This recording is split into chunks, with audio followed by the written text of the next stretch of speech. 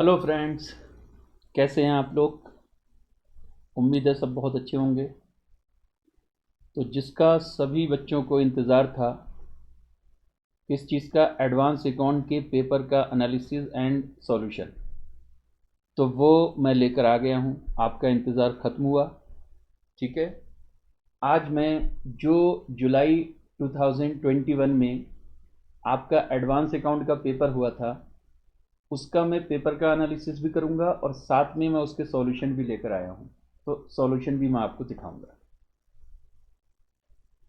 सबसे पहली बात, जो ये पेपर का सॉल्यूशन है, इसका पीडीएफ और पेपर का पीडीएफ आपको टेलीग्राम चैनल पर मिल जाएगा। टेलीग्राम चैनल का लिंक आपको इस वीडियो के डिस्क्रिप्शन में मिल जाएगा। तो जब आप ये वीडियो देख रहे हो तो उसके डिस्क्रिप्शन में आपको मेरे टेलीग्राम चैनल का लिंक मिल जाएगा और उस पर आपको ये जो मैंने सॉल्यूशन किए हैं और जो पेपर है एडवांस अकाउंट का, दोनों का आपको पीडीएफ मिल जाएगा। ठीक है। दूसरी बात, सबसे पहली बात हम करते हैं कि भाई पेपर जो एडवांस अकाउंट का इस बार आया, क्या ये आसान पेपर था, मुश्किल पेपर था या एवरेज पेपर था। तो बेटा इस बार का पेपर एवरेज पेपर था। ना आप इसको आसान कह सकते, ना इसको मुश्किल कह सकते। यानी बहुत मुश्किल पेपर भी नहीं था और बहुत आसान भी नहीं था। कई सारे क्वेश्चंस ऐसे थे जो बिलो एवरेज थे, कई सारे क्वेश्चंस ऐसे थे जो एवरेज थे, कई सारे क्वेश्चन ऐसे भी थे जो अबव एवरेज थे। तो इसका मतलब हम इसको टोटल मिलाकर अगर देखें तो एवरेज पेपर बोलेंगे। ना ये बहुत मुश्किल पेपर था, ना ही बहुत आसान पेपर था, एवरेज पेपर था। ठीक है। इंस्टीट्यूट ने लगभग लगभग हर टॉपिक से सवाल पूछने की कोशिश करी है इस पेपर में, और कई क्वेश्चंस ऐसे भी थे जो बिल्कुल नए थे स्टूडेंट्स के लिए। तो उन सारी चीज़ों के बारे में डिस्कशन करेंगे। नेक्स्ट बात, कि जो मैंने ये सॉल्यूशन बनाए हैं, ये मैंने अपनी एजम्पशन के हिसाब से बनाए हैं। इसका मतलब जब इंस्टीट्यूट के सजेस्टेड आंसर आएंगे तो इंस्टीट्यूट की एजम्पशन डिफरेंट भी हो सकती है। ठीक है। तो अभी जो मैंने सॉल्यूशन बनाए हैं, जो मुझे लगता था कि बेस्ट मेरी एजम्पशन है, उसके हिसाब से मैंने ये सॉल्यूशन किए हैं।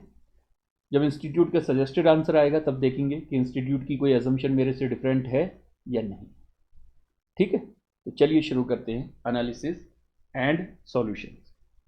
सबसे पहले पेपर पर आते हैं ज़रा। जो पेपर है हमारा, देखिए पेपर में जो सबसे पहला क्वेश्चन था 1A, ये जो क्वेश्चन है ये है अकाउंटिंग स्टैंडर्ड 7 से। अकाउंटिंग स्टैंडर्ड 7 से क्या क्वेश्चन है, एक बार ज़रा पढ़ लेते हैं। The following data is provided for Raj construction company. Contract price है 85 लाख। ये है मतलब कॉन्ट्रैक्ट रेवेन्यू, जो टोटल कॉन्ट्रैक्ट रेवेन्यू है वो है ये। Material issued 21 lakh, out of which material costing rupees 4 lakh is still laying unused at the end of the period। तो जब आप कॉन्ट्रैक्ट कॉस्ट इनकर्ड निकालते हो तो आप मटेरियल की कॉस्ट जो कंज्यूम हो चुका होता है मटेरियल वो लेते हो, यानी कॉस्ट ऑफ मटेरियल कंज्यूम। तो यहाँ पर आपने 21 लाख टोटल मटेरियल परचेज किया होगा या इशू किया होगा, उसमें से 4 लाख अभी अनयूज्ड है। इसका मतलब जो कॉस्ट ऑफ मटेरियल कंज्यूम्ड है वो कितना है, 17 लाख। ठीक है। फिर कहते हैं labour expenses for worker engage at site 16 lakh, out of which 1 lakh is still unpaid. तो जो अनपेड होता है वो भी आपका एक्सपेंसेस इनकर्ड हो चुका होता है, तो ये भी आपका एक्सपेंसेस ही है और ये इस 16 लाख में इंक्लूड है। तो आपको अलग से इंक्लूड करने की ज़रूरत नहीं है। इसका मतलब जो वेजेस का या लेबर का खर्चा है वो 16 लाख है। नेक्स्ट है स्पेसिफिक कॉन्ट्रैक्ट कॉस्ट 5 लाख, ये भी कॉन्ट्रैक्ट की कॉस्ट कहलाएगी 5 लाख। नेक्स्ट है इसमें सब contract cost for work executed 7 lakh का इन्होंने कोई सब कॉन्ट्रैक्ट कॉस्ट है वो इनकट किया। एडवांस पेड टू सब कॉन्ट्रैक्टर है 4 लाख, तो मुझे एडवांस से कुछ नहीं लेना देना, मैंने जो सब कॉन्ट्रैक्ट पर खर्चा किया है वो 7 लाख, वो भी कॉन्ट्रैक्ट की कॉस्ट माना जाएगा। फिर कहते हैं further cost estimated to be incurred to complete the contract 35 lakh. ये फ्यूचर कॉस्ट है, जो फ्यूचर में कॉस्ट होने वाली है, ये वो कॉस्ट है, फ्यूचर कॉस्ट। आपसे पूछा जा रहा है you are required to compute the percentage of completion, percentage of completion यानी डिग्री ऑफ कंप्लीशन जिसको हम बोलते हैं। तो डिग्री ऑफ कंप्लीशन कैसे कैलकुलेट होता है? वो होता है cost incurred divided by total estimated cost into 100। ये डिग्री ऑफ कंप्लीशन निकल कर आ जाएगा। द कॉन्ट्रैक्ट रेवेन्यू बताना है आपको जो रिकॉग्नाइज करना है, और cost to be recognised as पर AS7। ठीक है, प्रॉफिट रिकॉग्नाइज नहीं पूछा है, इन्होंने पूछा है कितना कॉन्ट्रैक्ट रेवेन्यू रिकॉग्नाइज करना है, कितना कॉन्ट्रैक्ट कॉस्ट रिकॉग्नाइज करना है। तो पहले तो डिग्री ऑफ कंप्लीशन कैलकुलेट करना है। तो डिग्री ऑफ कंप्लीशन कैसे कैलकुलेट करोगे? जो आपने टोटल कॉस्ट इनकट की होगी उसको ले लीजिए, डिवाइडेड बाई जो कॉस्ट इनकट हो चुकी है उसमें फ्यूचर कॉस्ट ऐड कर दीजिए, तो ये आ जाएगा टोटल एस्टिमेटेड कॉस्ट, और डिग्री ऑफ कंप्लीशन निकल आएगा। फिर जितना डिग्री ऑफ कंप्लीशन होगा उतना ही टोटल कॉन्ट्रैक्ट रेवेन्यू में से आप रेवेन्यू रिकॉग्नाइज कर लोगे। और कॉस्ट रिकॉग्निशन की जो बात पूछी है, जो कॉस्ट आपने इनकट कर दी वो कॉस्ट रिकॉग्नाइज कर ली जाएगी। कॉन्ट्रैक्ट रेवेन्यू में से अगर कॉस्ट रिकॉग्नाइज्ड माइनस कर दोगे तो आपका प्रॉफिट भी रिकॉग्नाइज जितना किया होगा वो निकल आएगा। तो आइए इसका सॉल्यूशन मैं आपको दिखाता हूँ। इस क्वेश्चन का सॉल्यूशन देखेंगे, देखिए 1A,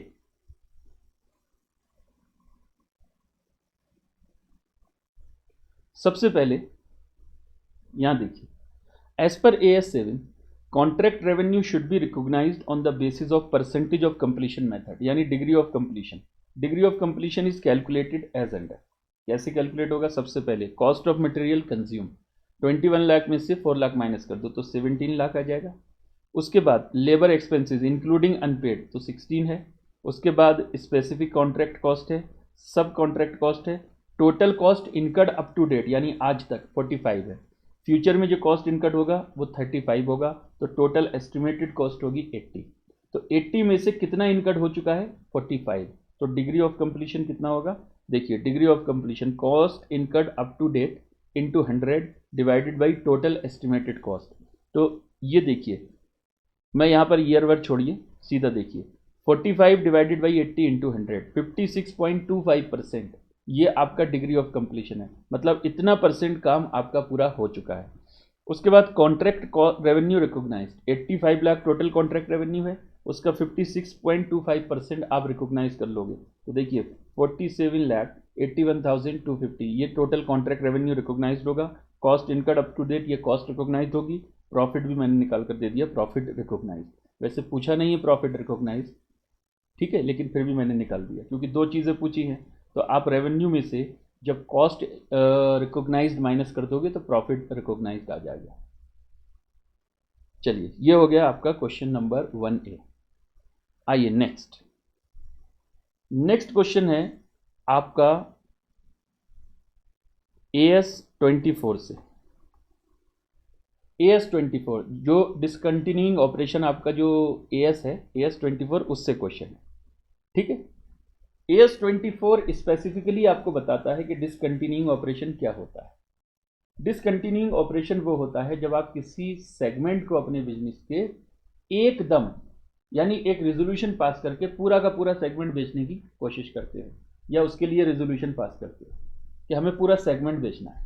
उसमें जितनी असेट होती हैं, जितनी लायबिलिटी होती है, यानी इंटायरिटी में जो भी असेट जो भी लायबिलिटी होती है वो सारा का सारा आप बेच देते हो। असेट लायबिलिटी को बेचोगे कैसे? यानी मेथड ऑफ सेल करने का अलग अलग हो सकता है। ये लमसम भी हो सकता है कि पूरा का पूरा सेगमेंट उठाकर बेच दिया। ये पीसमील भी हो सकता है कि एक एक असेट करके बेचोगे और एक एक लायबिलिटी का पेमेंट करोगे, लेकिन सारी असेट सारी लायबिलिटी का डिस्पोजल होता है, तो वो आपका डिसकंटिन्यूइंग ऑपरेशन होता है। तो इस क्वेश्चन में आपसे यही कहेगा कि आप ये पहचानिए क्या डिसकंटिन्यूइंग ऑपरेशन है या नहीं। तो Rohini limited is in the business of manufacturer of passenger car and commercial vehicles. Rohini limited एक कंपनी है जो दो कार का, यानी एक पैसेंजर कार का और एक कॉमर्शियल व्हीकल का, ये दो चीज़ों का वो मैन्युफैक्चर करते हैं। The company is working on a strategic plan to close the production of passenger car and to produce only commercial vehicle over the coming 5 years। Company एक ऐसी स्ट्रेटजी पर काम कर रही है कि फ्यूचर में वो पैसेंजर कार के प्रोडक्शन को बंद करेगी और सिर्फ कॉमर्शियल व्हीकल के बिजनेस को आगे बढ़ाएगी। ठीक है, और ऐसा ये आने वाले 5 सालों में करेगी। मतलब धीरे धीरे कर कर इनको ऐसा करना होगा कि अपनी जो भी पैसेंजर कार बनाने की मतलब जो इनका प्रोसेस है उसे थोड़ा थोड़ा करके ख़त्म करेंगे। ऐसा नहीं कि एकदम पूरी पैसेंजर कार का डिवीज़न जो था उठाकर बेच दिया। इन्होंने बोला कमिंग 5 ईयर में ऐसा हम करेंगे थोड़ा थोड़ा करके। However no specific plan have been drawn up for sale of neither the division nor its asset. अभी इन्होंने ऐसा कोई भी प्लान नहीं बनाया है स्पेसिफिक कि हम या तो पूरी डिवीज़न या उसकी एसेट बेचेंगे। अभी सिर्फ सोचा है, स्ट्रेटजी पर काम कर रहे हैं कि ऐसा हम करेंगे कि अपना जो पैसेंजर कार डिवीज़न है उसको बंद करके आगे ये सिर्फ कॉमर्शियल व्हीकल पर ही कॉन्सेंट्रेट करेंगे। ठीक है, लेकिन अभी तक कोई फॉर्मल प्लान नहीं बना है, कोई भी स्पेसिफिक प्लान नहीं बना है, ना तो असेट बेचने का और ना ही पूरा का पूरा डिवीज़न बेचने का। As part of its prospective plan, it will reduce the production of passenger car by 20% annually। यानी अपने प्लान के अकॉर्डिंग ये क्या करेंगे, ये हर साल जो पैसेंजर कार का प्रोडक्शन है वो 20% कम कर देंगे। तो पहले साल 20% कम करेंगे, दूसरे साल 20% कम करेंगे, तीसरे साल 20% कम करेंगे, चौथे साल 20% कम करेंगे, 5वें साल करते करते सब पूरा खत्म हो जाएगा। ठीक है। It also planned to establish another new factory for the manufacture of commercial vehicle and transfer surplus employees in a phased manner। कहते हैं हम एक न्यू फैक्ट्री भी बनाएंगे, किस लिए, जो हमारा कमर्शियल व्हीकल है उसको प्रोड्यूस करने के लिए, उसको मैन्युफैक्चर करने के लिए, और जो हमारे सरप्लस एम्प्लॉई हैं हम वहां शिफ्ट कर देंगे उनको फेज्ड मैनर में। फेज मतलब थोड़ा थोड़ा करके। ठीक है। अब आपसे क्वेश्चन कहता है, जो पूछ रहा है वो क्या पूछ रहा है, देखो सबसे पहले you are required to comment. क्या बताना है आपको, if mere gradual phasing out in itself can be considered as a discontinuing operation within the meaning of AS24। यानी ग्रेजुअल फेसिंग आउट का मतलब कि आप थोड़ा थोड़ा करके ये जो प्रोडक्शन कम करते जा रहे हो, क्या सिर्फ ऐसा करना अपने आप में डिसकंटिन्यूइंग ऑपरेशन है AS24 के हिसाब से? The answer is no. AS24 कहता है डिसकंटिन्यूइंग ऑपरेशन क्या है, कि आप एक फॉर्मल प्लान बनाते हो, एक सिंगल प्लान बनाते हो, उसके थ्रू आप डिसाइड करते हो कि मैं एक डिवीजन, एक सेगमेंट को पूरा का पूरा बेच देंगे, चाहे लमसम में, चाहे एक एक करके उसकी एसेट बेचे, लेकिन सारी एसेट सारी लायबिलिटी को डिस्पोजल होता है। यहां ऐसे नहीं होता कि 20% पहले साल, फिर दूसरे साल, फिर तीसरे साल, ऐसा नहीं होगा। तो this is not discontinuing operation as per AS24। अच्छा, दूसरा पॉइंट कहता है, if the company pass a resolution to sell some of the asset in the passenger car division and also transfer few other asset of the passenger car division to the new factory, does this trigger the application of AS24? The answer is no। Sir क्यों? कुछ asset तो बेच दी। बेटा कुछ asset बेचना नहीं, AS24 कहता है कि सारा का सारा एसेट, सारा का सारा लायबिलिटी का डिस्पोजल होगा, यानी इन इट्स इंटायरिटी वो बोलता है। यानी बेचोगे कैसे, वो आप मेथड डिसाइड करो कि पीसमील में बेचोगे एसेट को या लमसम बेचोगे, लेकिन सारी एसेट सारी लायबिलिटी का डिस्पोजल करना पड़ता है। ऐसा नहीं कि कुछ एसेट बेच दिया, बाकी एसेट बचा हुआ रखा है और कोई प्लान नहीं है अभी, तो this is not discontinuing operation. अच्छा, तीसरा, would your answer to the above be different if company resolved to sell the asset of the passenger car division in a phased but time bound manner?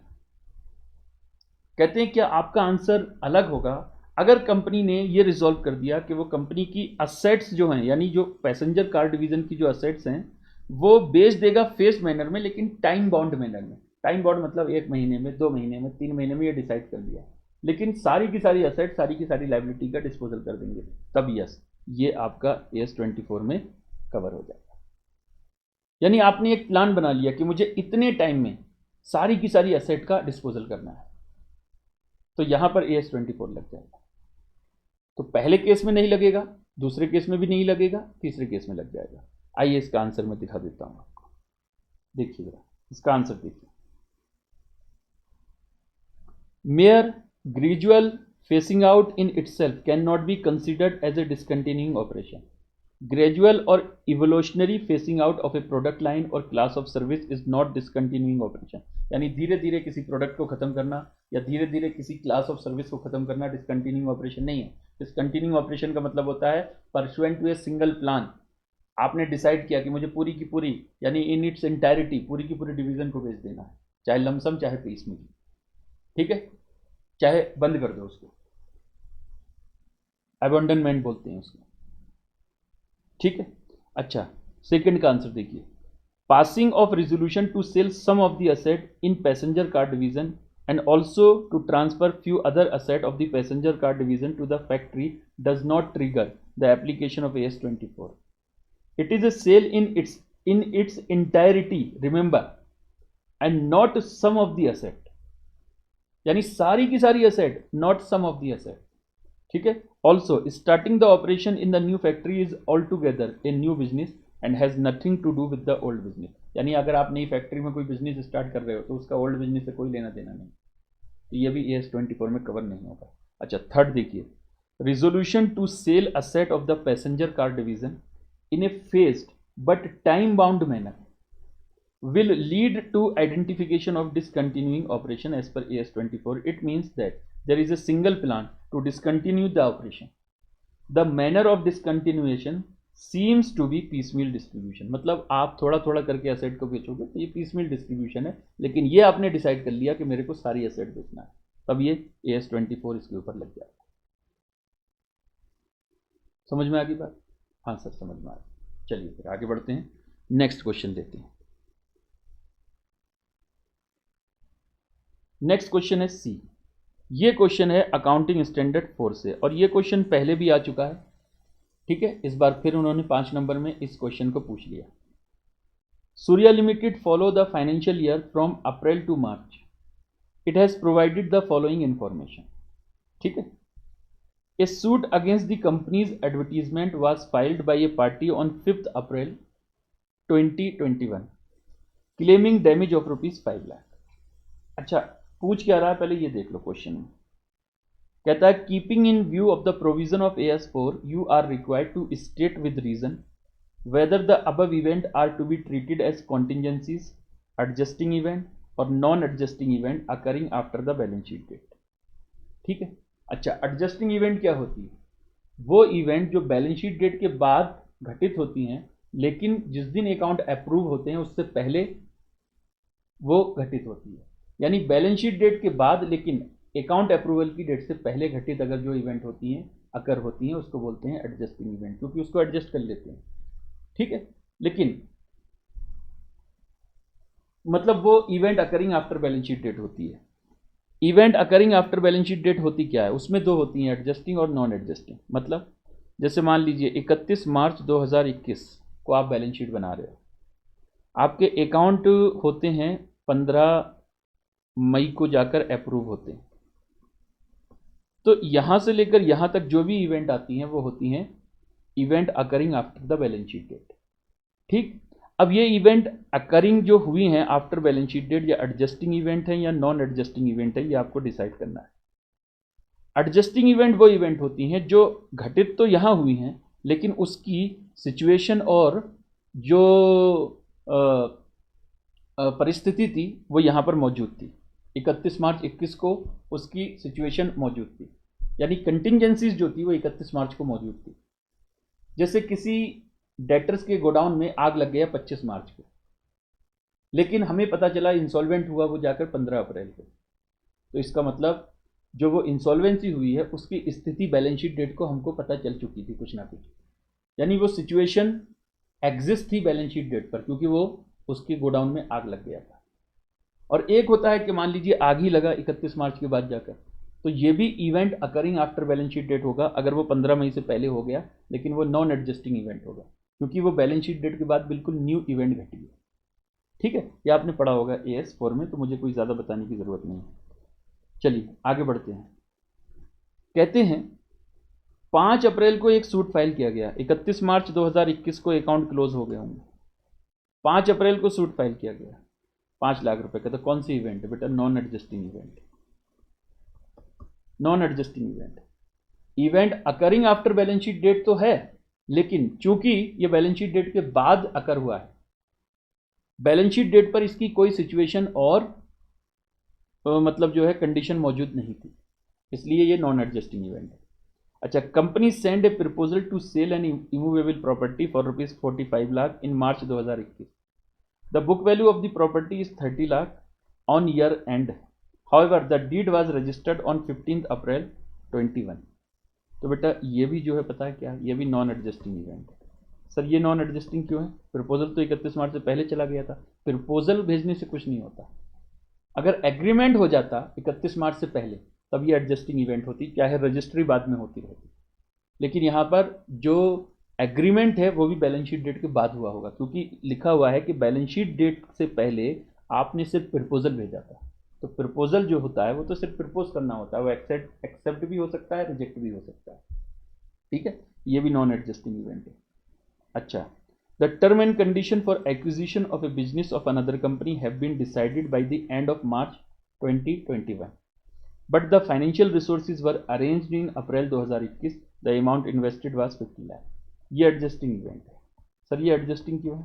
क्योंकि देखिए जो भी term condition थी वो balance sheet date से पहले decide हो चुकी थी, सिर्फ रिसोर्सेज जो थे वो आपने अरेंज करे हैं अप्रैल में जाकर। सारी बातें मार्च में ही डिसाइड हो गई थी, रिसोर्सेज आपने अरेंज किए अप्रैल में जाकर। तो रिसोर्सेज अरेंज करना एक आपकी फॉर्मेलिटी है, सारी बातें तो पहले ही डिसाइड हो चुकी थी 31 मार्च से पहले। तो ये एडजस्टिंग इवेंट है, इसकी वजह से जो भी असेट लायबिलिटी होगा उसका एडजस्टमेंट करना पड़ेगा 31 मार्च 2021 को। अच्छा, theft of cash amounting to ₹4 lakh was done by the cashier in the month of March 2021। हमारे कैशियर ने मार्च 2021 में 4 लाख रुपए की चोरी की थी, ठीक है, but was detected on the next day after the financial statement have been approved by the director. बेटा ये तो event occurring after balance sheet date है ही नहीं। Event occurring after balance sheet date वो इवेंट होती है जो बैलेंस शीट डेट के बाद अकर हुआ, बैलेंस शीट डेट के बाद अकर होना चाहिए और अकाउंट अप्रूव होने से पहले होना चाहिए। ये देखिए अकाउंट अप्रूव कर दिए जब डायरेक्टर ने, उसके बाद में जाकर डिटेक्ट हुआ, तो ये नेक्स्ट ईयर के जो अकाउंट्स होंगे उसमें आपको एडजस्ट करना पड़ेगा। हाँ, अगर ये अप्रूवल से पहले हो जाता तो ये एडजस्टिंग इवेंट होता। सर क्यों? क्योंकि देखिए इसकी सिचुएशन बैलेंस शीट डेट से पहले मौजूद है। उसने चोरी कब की है? उसने 31 मार्च से पहले चोरी की है, और डिटेक्ट अगर ये अप्रूवल से पहले हो जाता तो फिर ये एडजस्टिंग इवेंट होता। लेकिन अब ये event occurring after balance sheet date ही नहीं है, तो फिर एडजस्टिंग और नॉन एडजस्टिंग की तो बात ही नहीं होगी।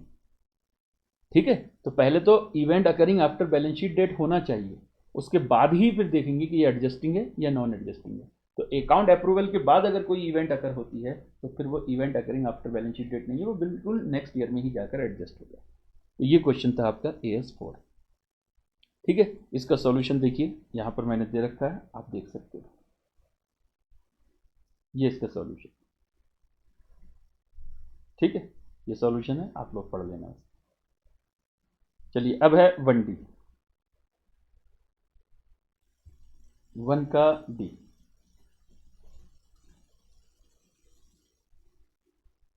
अच्छा, डी में 2 क्वेश्चन दे दिए उन्होंने 2.5 नंबर के, एक ये और इसके नीचे भी AS 18 से दोनों क्वेश्चन थे, अकाउंटिंग स्टैंडर्ड 18 से।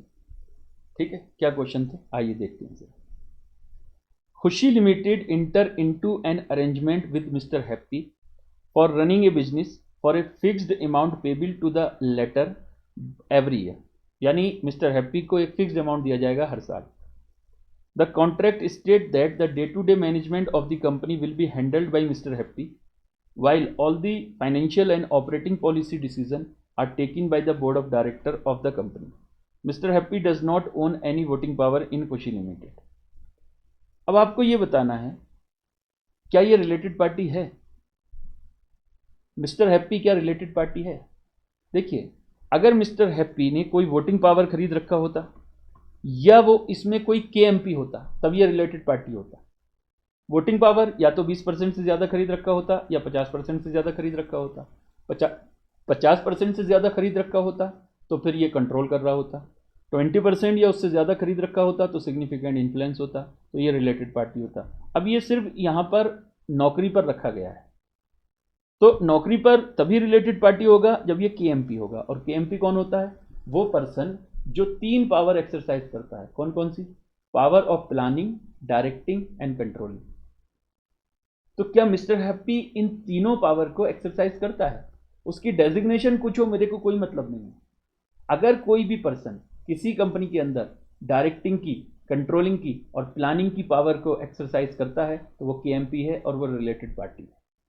तो यहां पर वोटिंग राइट तो है ही नहीं, वोटिंग पावर तो है ही नहीं उसके पास। अब केएमपी है क्या, देखते हैं। देखो, सिर्फ ये डे टू डे मैनेजमेंट देखता है कंपनी का।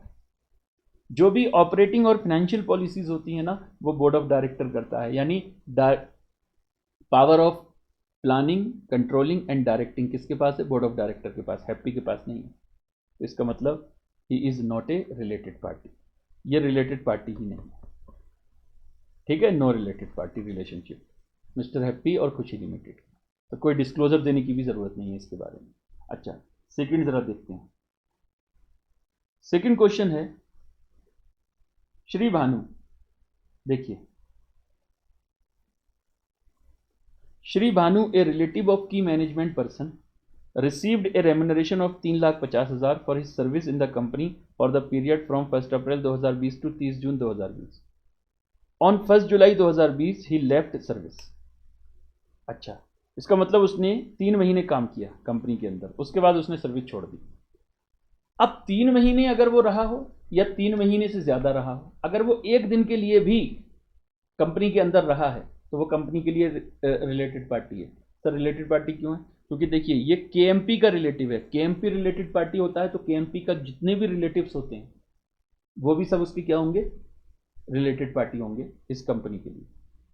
ठीक है, तो डिस्क्लोजर देना पड़ेगा। जो उसको रेम्यूनरेशन पे किया होगा आपने इन 3 महीनों में, उसका डिस्क्लोजर देना पड़ेगा। हाँ, 1 जुलाई के बाद अगर उसके साथ कोई ट्रांजेक्शन किया है तो उसका डिस्क्लोजर देने की जरूरत नहीं है, क्योंकि वो रिलेटेड पार्टी नहीं था। लेकिन रिलेटेड पार्टी जिस पीरियड में था, उस पीरियड में आपने उसको जो भी रेम्यूनरेशन पे किया होगा वो आपको डिस्क्लोज करना पड़ेगा रिलेटेड पार्टी ट्रांजैक्शन की वजह से। समझ में आती है बात? हाँ सर, समझ में आती है। ठीक है, तो चलिए जरा इसका आंसर देख लीजिए दोनों क्वेश्चन की।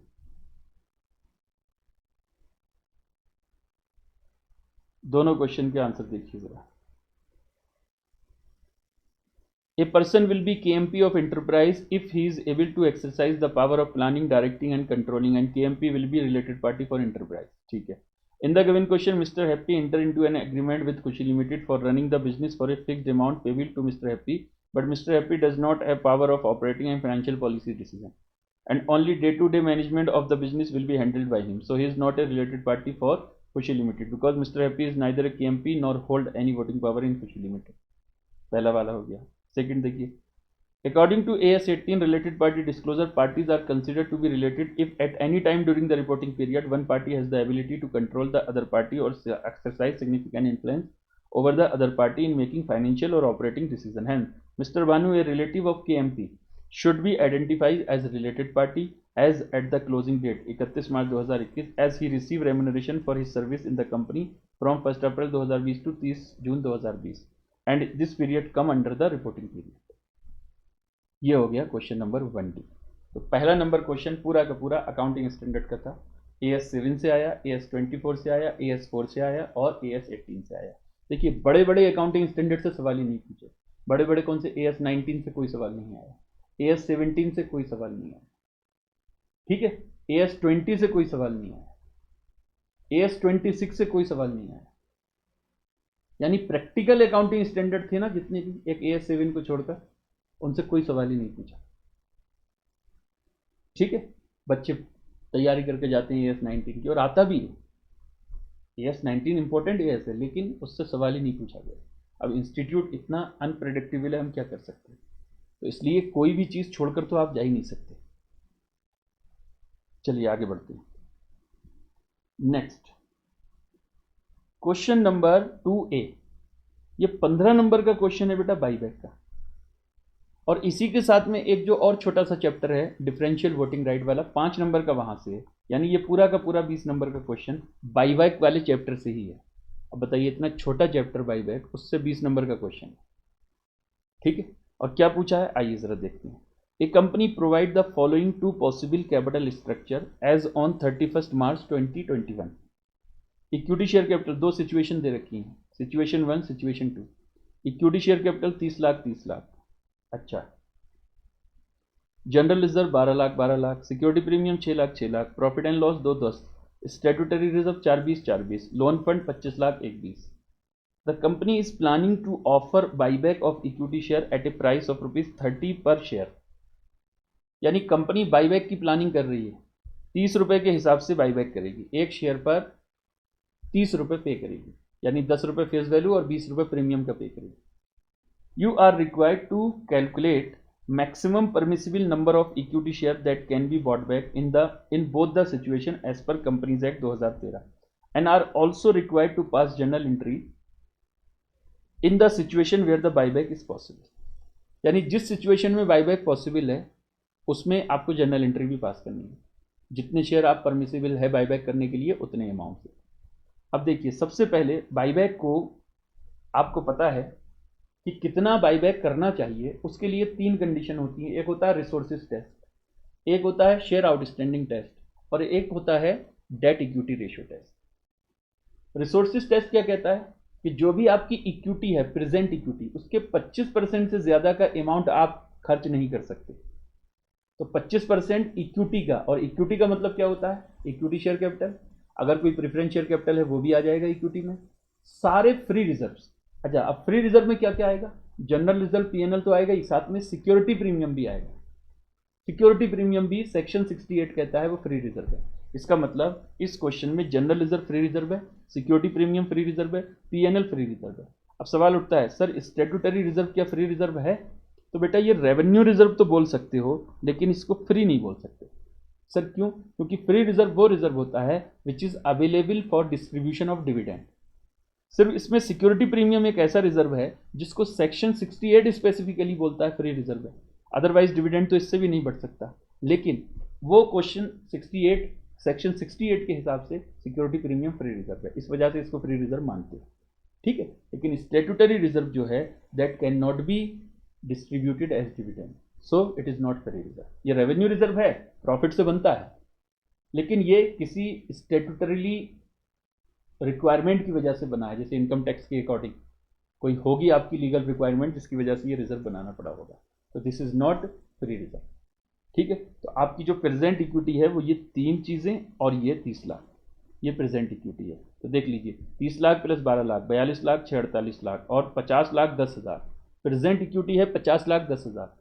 पहली कंडीशन के हिसाब से 50 लाख 10 हज़ार का 25% निकालोगे और उसको 30 रुपये से डिवाइड कर दोगे, आपके नंबर ऑफ शेयर्स आ जाएंगे, ठीक है। दूसरी कंडीशन के हिसाब से क्या होगा, दूसरी कंडीशन के हिसाब से जो 3 लाख शेयर हैं उसका 25% यानी 75,000 आ जाएंगे। और तीसरी कंडीशन होती है डेट इक्विटी रेशियो, कि मतलब after buyback debt equity ratio should not be higher than 2:1, यानी डेट अपॉन इक्विटी। डेट का मतलब लोन फंड, ठीक है, जो भी लॉन्ग टर्म और शॉर्ट टर्म बोरोइंग्स होती हैं उसको हम बोलते हैं डेट, और इक्विटी का मतलब जो मैंने इक्विटी आपको बताई, ठीक है। लेकिन इक्विटी आफ्टर बाईबैक होनी चाहिए। तो उसके देखिए यहां पर मैंने दोनों सिचुएशन में आपको बता निकाल कर दिया है। आइए मैं आपको जरा पहले दोनों सिचुएशन में आंसर दिखा देता हूं। ये देखिए, सबसे पहले सिचुएशन 1 देखते हैं, calculation of permissible buyback, question number 2A। Equity share capital 30 lakh, general reserve 12 lakh, security premium 6 lakh, PNL account 2 10। दोनों ही सिचुएशन में जो प्रेजेंट इक्विटी है वो 50 लाख 10 हज़ार। लोन फंड इसमें 25 है, इसमें 1 करोड़ 20 लाख है। रिसोर्सेज टेस्ट के हिसाब से देखिए, 50 लाख 10 हज़ार इंटू 25% डिवाइडेड बाई 30, 41,750, 41,750, दोनों की सिचुएशन में सेम होगा। शेयर आउटस्टैंडिंग टेस्ट, जो नंबर ऑफ शेयर्स हैं, क्योंकि कैपिटल 30 लाख है, 10 रुपये का एक शेयर है, तो 3 लाख का कैपिटल है इंटू 25%, 75। अच्छा, डेट इक्विटी रेशियो के केस में हमको इक्वेशन बनाकर निकालना पड़ता है। तो इक्वेशन मैंने यहाँ लिखी नहीं है, लेकिन आपको पता होगी कैसे इक्वेशन बनती है। तो उसके हिसाब से पहले केस में 94 आता है और दूसरे केस में नील आ रहा है, ठीक है। तो इस केस में बाईबैक पॉसिबल नहीं है, सिचुएशन 2 में इसमें लोन फंड ज़्यादा है। इसमें आप इन तीनों में से जो लोअर होगा वो कर सकते हो। तो कितना कर सकते हो, 41,750 का बाईबैक कर सकते हो। तो 41,750 शेयर आप बाईबैक कर सकते हो सिचुएशन 1 के हिसाब से, और उसकी आपको एंट्री पास करनी है। एंट्री देखिए क्या बनेगी। देखिए पहली entry, equity share buyback to bank, जब आपने शेयर खरीदे होंगे कितने, 41,750 इंटू 30, तो 12,52,500, ठीक है, 12,52,500। फिर उसके बाद इक्विटी शेयर कैपिटल कैंसिल होगी, तो equity share capital account debit 41,750 into 10, तो 4,17,500। Premium on buyback 8,35,000। कैसे आएगा, 41,750 इंटू 20, और टोटल ये जो आपने यहाँ पर डेबिट किया था वो यहाँ क्रेडिट हो जाएगा, ठीक है। उसके बाद जितना कैपिटल कम किया है उतने का CRR बनाना पड़ेगा, ठीक है, और जितना ये प्रीमियम आपने पे किया है ये प्रीमियम भी राइट ऑफ करना पड़ेगा। तो सबसे पहले सिक्योरिटी प्रीमियम ले लो जो आपके पास अवेलेबल है 6 लाख। फिर प्रीमियम ऑन, ओहो मैंने जनरल रिजर्व लिखना भूल गया, जनरल रिजर्व डेबिट होगा 6,52,000 से जनरल रिजर्व डेबिट हो जाएगा, और टोटल प्रीमियम ऑन बाईबैक आप राइट ऑफ करोगे और CRR बनाओगे 4,17,500 से।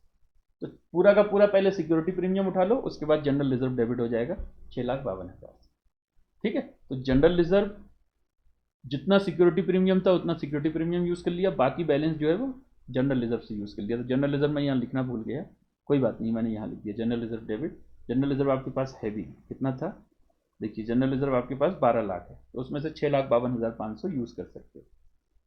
ये आपकी हो गई एंट्रियां, ठीक है बेटा, ये 3 एंट्री आपको बनानी। अब इनको अलग अलग भी बना सकते हो, जैसे security premium account debit, general reserve account debit to premium on buyback, फिर general reserve account debit to CRR। जितनी कैपिटल हटाइए उतने का CRR बनाना पड़ता है।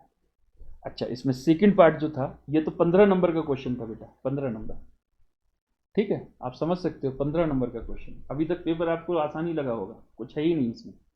अच्छा, बी पार्ट के 2 क्वेश्चन है उसमें, 1 और 2। सबसे पहले explain the meaning of equity share with differential right. मतलब डिफरेंशियल राइट का मतलब क्या होता है, देखिए जब आप 2 क्लास के शेयर इशू करते हो, किसी को डिविडेंड ज़्यादा मिलता है, किसी को कम मिलता है, किसी को सुपीरियर वोटिंग पावर होता है, किसी को कम वोटिंग पावर होता है, तो इसको हम बोलते हैं डिफरेंशियल वोटिंग राइट के शेयर या डिफरेंशियल राइट के शेयर। डिफरेंशिएशन किसी भी वजह से हो सकता है, वो सुपीरियर वोटिंग राइट भी हो सकता है, वो डिविडेंड भी ज़्यादा हो सकता है, वो कम डिविडेंड भी हो सकता है, वो डाइल्यूशन भी हो सकता है वोटिंग पावर में, किसी भी वजह से डिफरेंशिएशन हो सकता है। अब आगे आपसे कहता है can preference share be also issued with differential right, इसका आंसर है no. Preference share differential right के साथ इशू नहीं किए जा सकते, ठीक है, सिर्फ इक्विटी शेयर हैं which can be issued with differential right. अच्छा, दूसरा क्वेश्चन देखिए, ये घिसा पिटा क्वेश्चन हर बार आ जाता है यही क्वेश्चन, कि 2 तरीके की कैपिटल दी होती है, इक्विटी और प्रीफरेंस, और फिर इनका रेशो दे रखा होता है। 4-5 लोगों ने इक्विटी शेयर खरीद रखी होती है, 4-5 लोगों ने प्रीफरेंस शेयर खरीद रखा होता है। तो इन रेशो को आपको उनकी कैपिटल के रेशो में बांटना होता है बस, और वोटिंग पावर निकल कर आ जाती है। तो देखिए यहाँ पर जो कैपिटल है इसका 100 लाख है और इसका 50 लाख है, तो जो रेशो है वो 2:1 है। तो आपको क्या करना है कि जब इक्विटी शेयर होल्डर का वोटिंग पावर निकालोगे तो ये सब 10, फिर इनको सबको 2/3 से मल्टीप्लाई करना है, सबको 30 इंटू 2/3, ठीक है, फिर 30 इंटू 2/3, क्योंकि इक्विटी शेयर जो है उसका रेशियो है 2/3, फिर 30 इंटू 2/3, फिर 10 इंटू 2/3, फिर जब आप प्रीफरेंस पर आ जाओगे तो प्रीफरेंस का रेशियो है 1/3। तो देखिए 40 इंटू 1/3, 20 इंटू 1/3, 30 इंटू 1/3, 10 इंटू 1/3, ये इनका वोटिंग पावर आ जाएगा। तो इसका सॉल्यूशन भी मैं आपको दिखा देता हूँ। देखो बेटा, घिसा पिटा क्वेश्चन है और स्टडी मटेरियल में यही क्वेश्चन है, वो बार बार उसको दे देते हैं। तो पहले का आंसर देखिए, इसमें 2.5 नंबर का क्वेश्चन ये है और 2.5 का ये है, ठीक है। वैसे ये क्वेश्चन, सिर्फ ये क्वेश्चन 5 नंबर का एग्जाम में आ चुका है, लेकिन इस बार 2.5 नंबर का आया। तो equity share capital of a company में include 2 types, with voting right or with differential right as to dividend voting or otherwise in accordance with such rule as may be prescribed. Hence, differentiation can be done by giving superior dividend or superior voting right or diluted voting right to a class of equity shareholder. फिर आगे देखिए, preference share are not issued with differential right. It is only the equity share which can be issued with differential right. ठीक है, तो preference share issue नहीं हो सकते, सिर्फ इक्विटी शेयर ही हो सकते हैं। फिर उसमें देखिए जो रेशो मैं बता रहा था वो ये इस तरीके से निकालते हैं। इस क्वेश्चन को आप देख लेना, स्टडी मेट में एक घिसा पिटा क्वेश्चन है, आपने कई बार किया होगा, मुझे पूरी उम्मीद है, ठीक है। चलिए, तो ये था क्वेश्चन नंबर 2। अब आते हैं क्वेश्चन नंबर 3 पर। अच्छा, 3 नंबर है बेटा डिसोल्यूशन के केस में से, यानी पार्टनरशिप से। और इस बार वही जो अमालगमेशन ऑफ फर्म का क्वेश्चन होता है ना, वही क्वेश्चन दे रखा है, अमालगमेशन ऑफ फर्म्स। दो फर्म है और इनके पास यही ले देकर एक क्वेश्चन होता है जो हर बार उठाकर दे देते हैं, नाम बदल बदल कर और फिगर बदल बदल कर। ठीक है, जैसे partnership firm of C and company consist of partner P and Q sharing profit and losses in the ratio of 4:1। फिर कहते हैं the firm H and company consist of Q and R sharing profit in the ratio of 3:2। तो एक partner common है, कौन सा common है, Q दोनों में कॉमन है, और इन दोनों फर्म को मर्ज करवा दिया और तीन पार्टनर बन गए पी क्यू आर, और फर्म का नाम हो गया सी एच एंड कंपनी, और जो नया रेशियो होगा तीनों में 6:3:1 होगा। ये 15 नंबर का क्वेश्चन है। बैलेंस शीट दे रखी है कंपनी की, जो ओल्ड फर्म्स की। ठीक है, अब पूछा क्या है, the following were the terms of amalgamation. Goodwill C and company का 280 था and goodwill of H and company का था 1,60,000।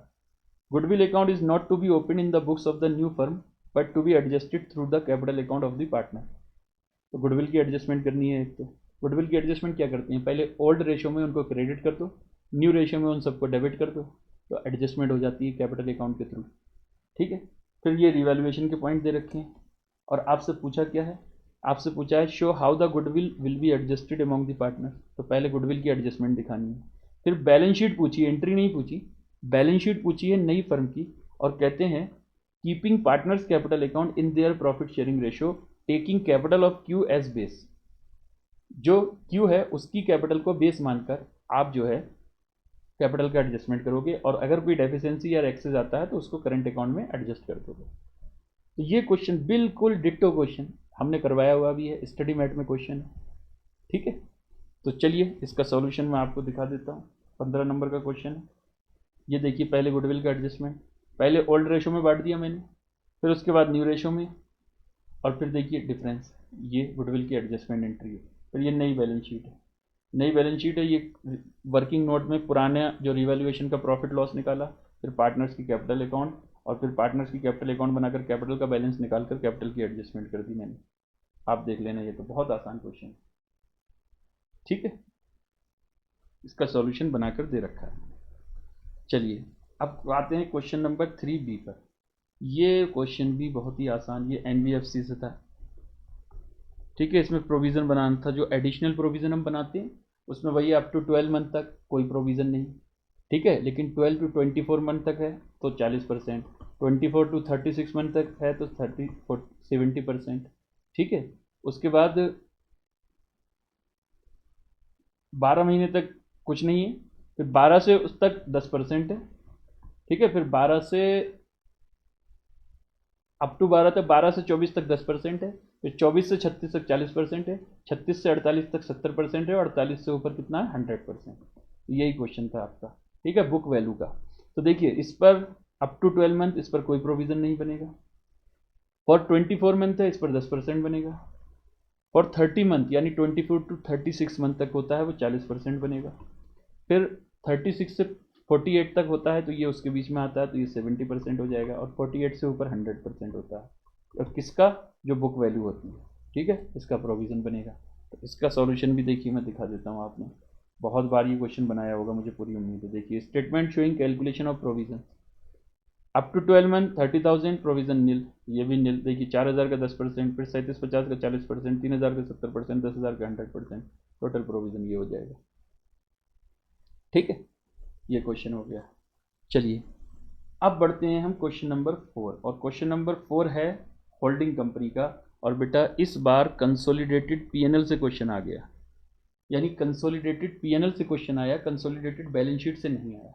तो आपसे क्वेश्चन ने पूछा है कि सीपीएल बनाइए, यानी consolidated statement of profit and loss, ये बनाना है। और दूसरा इसी के बाद में, ये 15 नंबर का क्वेश्चन है, और इसी के साथ में एक 5 नंबर का और क्वेश्चन आ गया जिसमें कॉस्ट ऑफ कंट्रोल बनाना था, जिसमें गुडविल 3 केसेस बनाकर दिए उन्होंने, 2 केसेस में गुडविल आएगा, एक केस में कैपिटल रिजर्व आएगा। ठीक है, तो इस तरीके से अब ये पीएनएल स्टेटमेंट कुछ नहीं था बेटा, कुछ भी नहीं है इस क्वेश्चन में, कुछ भी नहीं है। ठीक है, बस एक पॉइंट है इसमें जो आपको करना था। क्या, इस क्वेश्चन में देखो सबसे पहली बात, कैपिटल दे रखी है कुछ नहीं करना, ये कैपिटल दे रखी है कुछ नहीं करना, रिजर्व का कुछ नहीं करना, डिवेंचर का कुछ नहीं करना क्योंकि बैलेंस शीट बनानी नहीं है, ट्रेड पेबल रिसीवेबल का कुछ नहीं करना, पीएनएल अकाउंट का ओपनिंग बैलेंस कुछ नहीं करना, परचेज सेल दोनों की जोड़ी जाएंगी।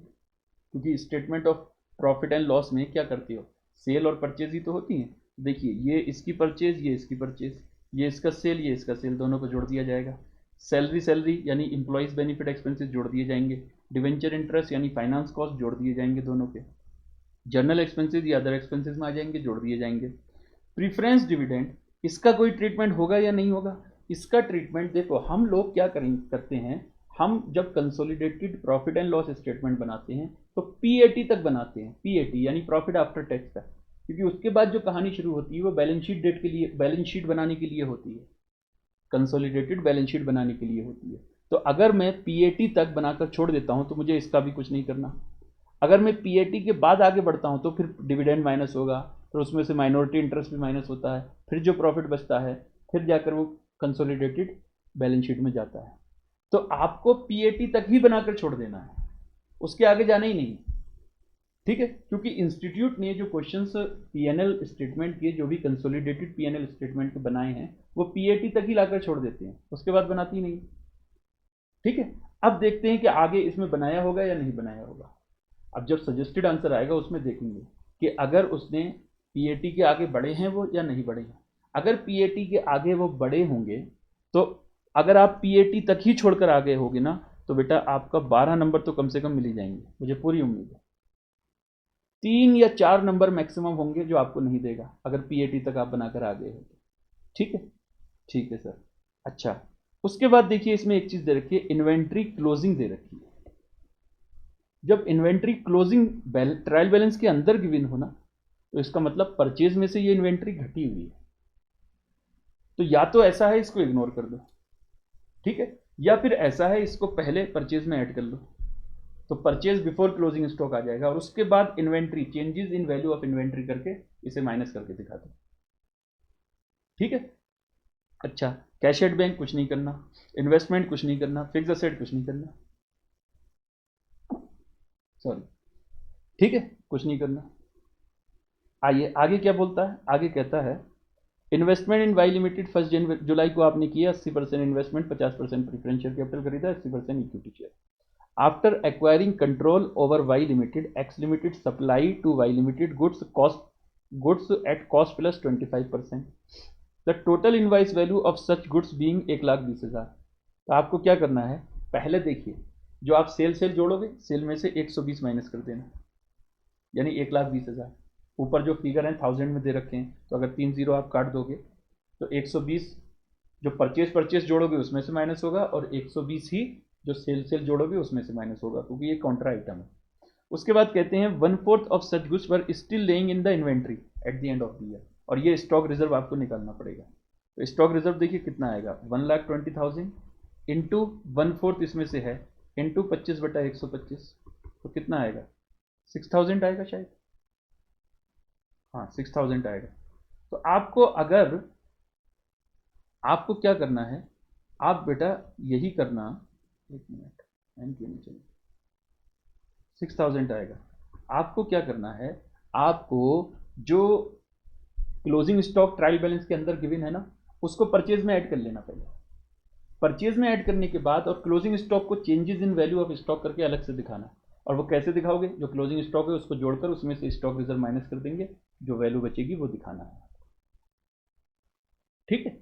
बस ये पॉइंट इसमें करना था। डेप्रिसिएशन एक्स लिमिटेड में फिक्स असेट पर 10% है और इसमें 15% है। You are required to prepare consolidated statement of profit and loss account for the year ended 31 March 2000। इसमें तो टैक्स एक्सपेंसेस भी नहीं गिवन है, तो प्रॉफिट बिफोर टैक्स जो आएगा वही तक निकाल कर छोड़ दो, उसके आगे कुछ करने की जरूरत नहीं। सर अगर इंस्टीट्यूट ने उसके आगे भी किया होगा डिविडेंड वगैरह के एडजस्टमेंट, तो फिर ये क्वेश्चन काफी आगे पहुंचेगा, ठीक है। तो फिर 3 से 4 नंबर कट सकते हैं। अगर आपने प्रॉफिट बिफोर टैक्स तक ही लाकर छोड़ दिया ना तो 3 से 4 नंबर छोड़ देगा, काट देगा। 12 नंबर मुझे लगता है 11-12 नंबर आपको मिलने ही मिलने फिर भी, ठीक है। आइए मैं आपको दिखा देता हूं इस क्वेश्चन को। देखिए रेवेन्यू फ्रॉम ऑपरेशन, फिर एक्सपेंसेस में देखिए कॉस्ट ऑफ मटेरियल कंज्यूम्ड, ये है, मैंने इन्वेंट्री को अलग से ले लिया। पहले जो क्लोजिंग इन्वेंट्री है मैंने परचेज में ऐड कर दिया, परचेज में ऐड करने के बाद फिर परचेज लिखा, उसके बाद जो भी ये इन्वेंट्री था 300 का, दोनों का मिलाकर उसमें से स्टॉक रिजर्व माइनस करके यहाँ लिख दिया। Employees benefit expenses, finance cost, depreciation cost और other expenses, total expenses, profit before tax आ गया। बस, इसके आगे मैं नहीं बढ़ा। ठीक है, revenue from operation, sale, X limited Y limited less contra. फिर देखिए कॉस्ट ऑफ मटेरियल परचेज, देखिए पहले मैंने 1000 में इसका क्लोजिंग स्टॉक ऐड कर लिया, ये हो गया 1200। फिर देखिए 1200 में इसका क्लोजिंग स्टॉक ऐड कर लिया, ये हो गया 1300। कॉन्ट्रा माइनस कर देंगे, ये आपका परचेज आ जाएगा। अब क्लोजिंग स्टॉक देखिए, changes in value of inventory, ठीक है, एक्स का वाई का दोनों का हो जाएगा, इसमें स्टॉक रिजर्व माइनस कर दो, 294 आपको माइनस करके दिखाना है। जब क्लोजिंग स्टॉक ज़्यादा होता है ओपनिंग स्टॉक से तो माइनस करके दिखाते हैं, changes in value of inventory करके, और डेप्रिसिएशन इतना आया है। ठीक है, ये आपका कंसोलिडेटेड पीएनएल था। क्वेश्चन आसान था, यानी अगर इंस्टीट्यूट जब सजेस्टेड आंसर आएगा उसमें देखेंगे तो उन्होंने कहाँ तक बनाया है।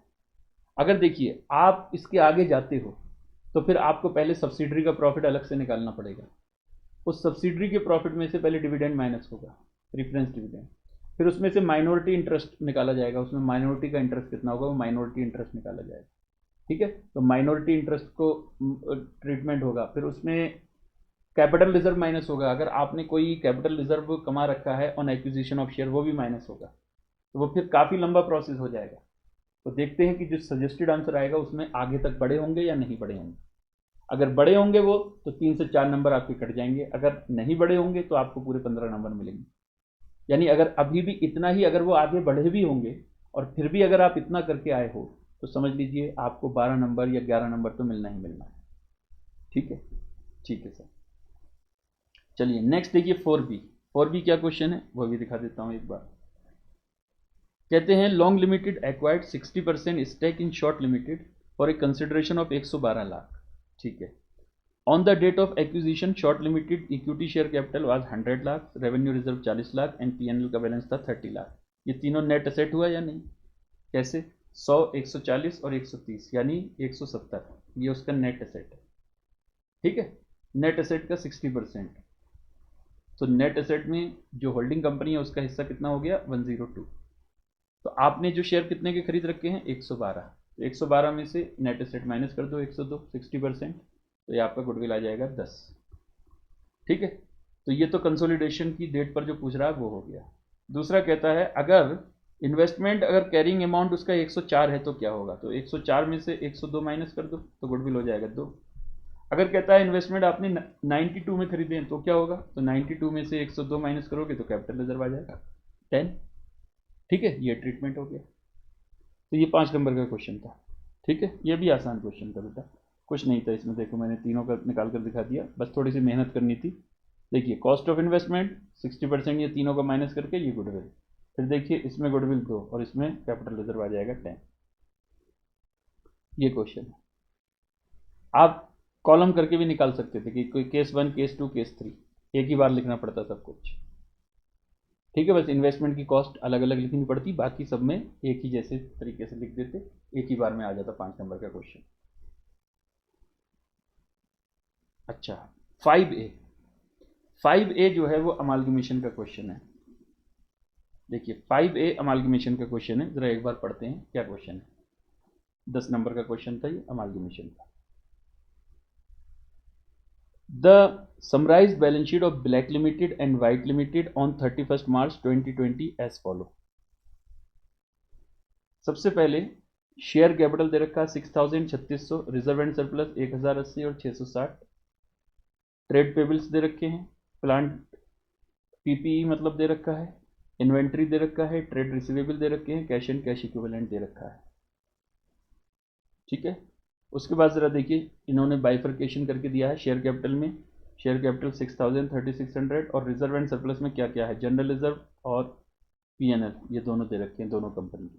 ठीक है, black limited take over white limited on 1 July 2020, ऊपर बैलेंस शीट दे रखी है 31 मार्च 2020 की, इसका मतलब बैलेंस शीट डेट से 3 महीने के बाद इन्होंने बिजनेस को टेक ओवर किया है।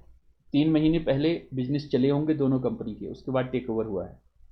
No balance sheet of white limited is available as on that date, किस डेट की बात हो रही है 1 जुलाई की, कहते हैं 1 जुलाई की कोई बैलेंस शीट अवेलेबल नहीं है।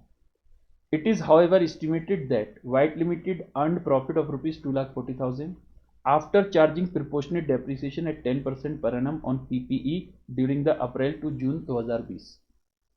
कहते हैं इन 3 महीनों में जो वाइट लिमिटेड है यानी जो वेंडर कंपनी है उसने 2,40,000 प्रॉफिट कमाया डेप्रीसिएशन घटाने के बाद प्रिपोर्शनेट, तो 3 महीने का डेप्रीसिएशन भी घटा होगा। ठीक है, डेप्रीसिएशन घटाने के बाद है ये 240। ठीक ठीक है।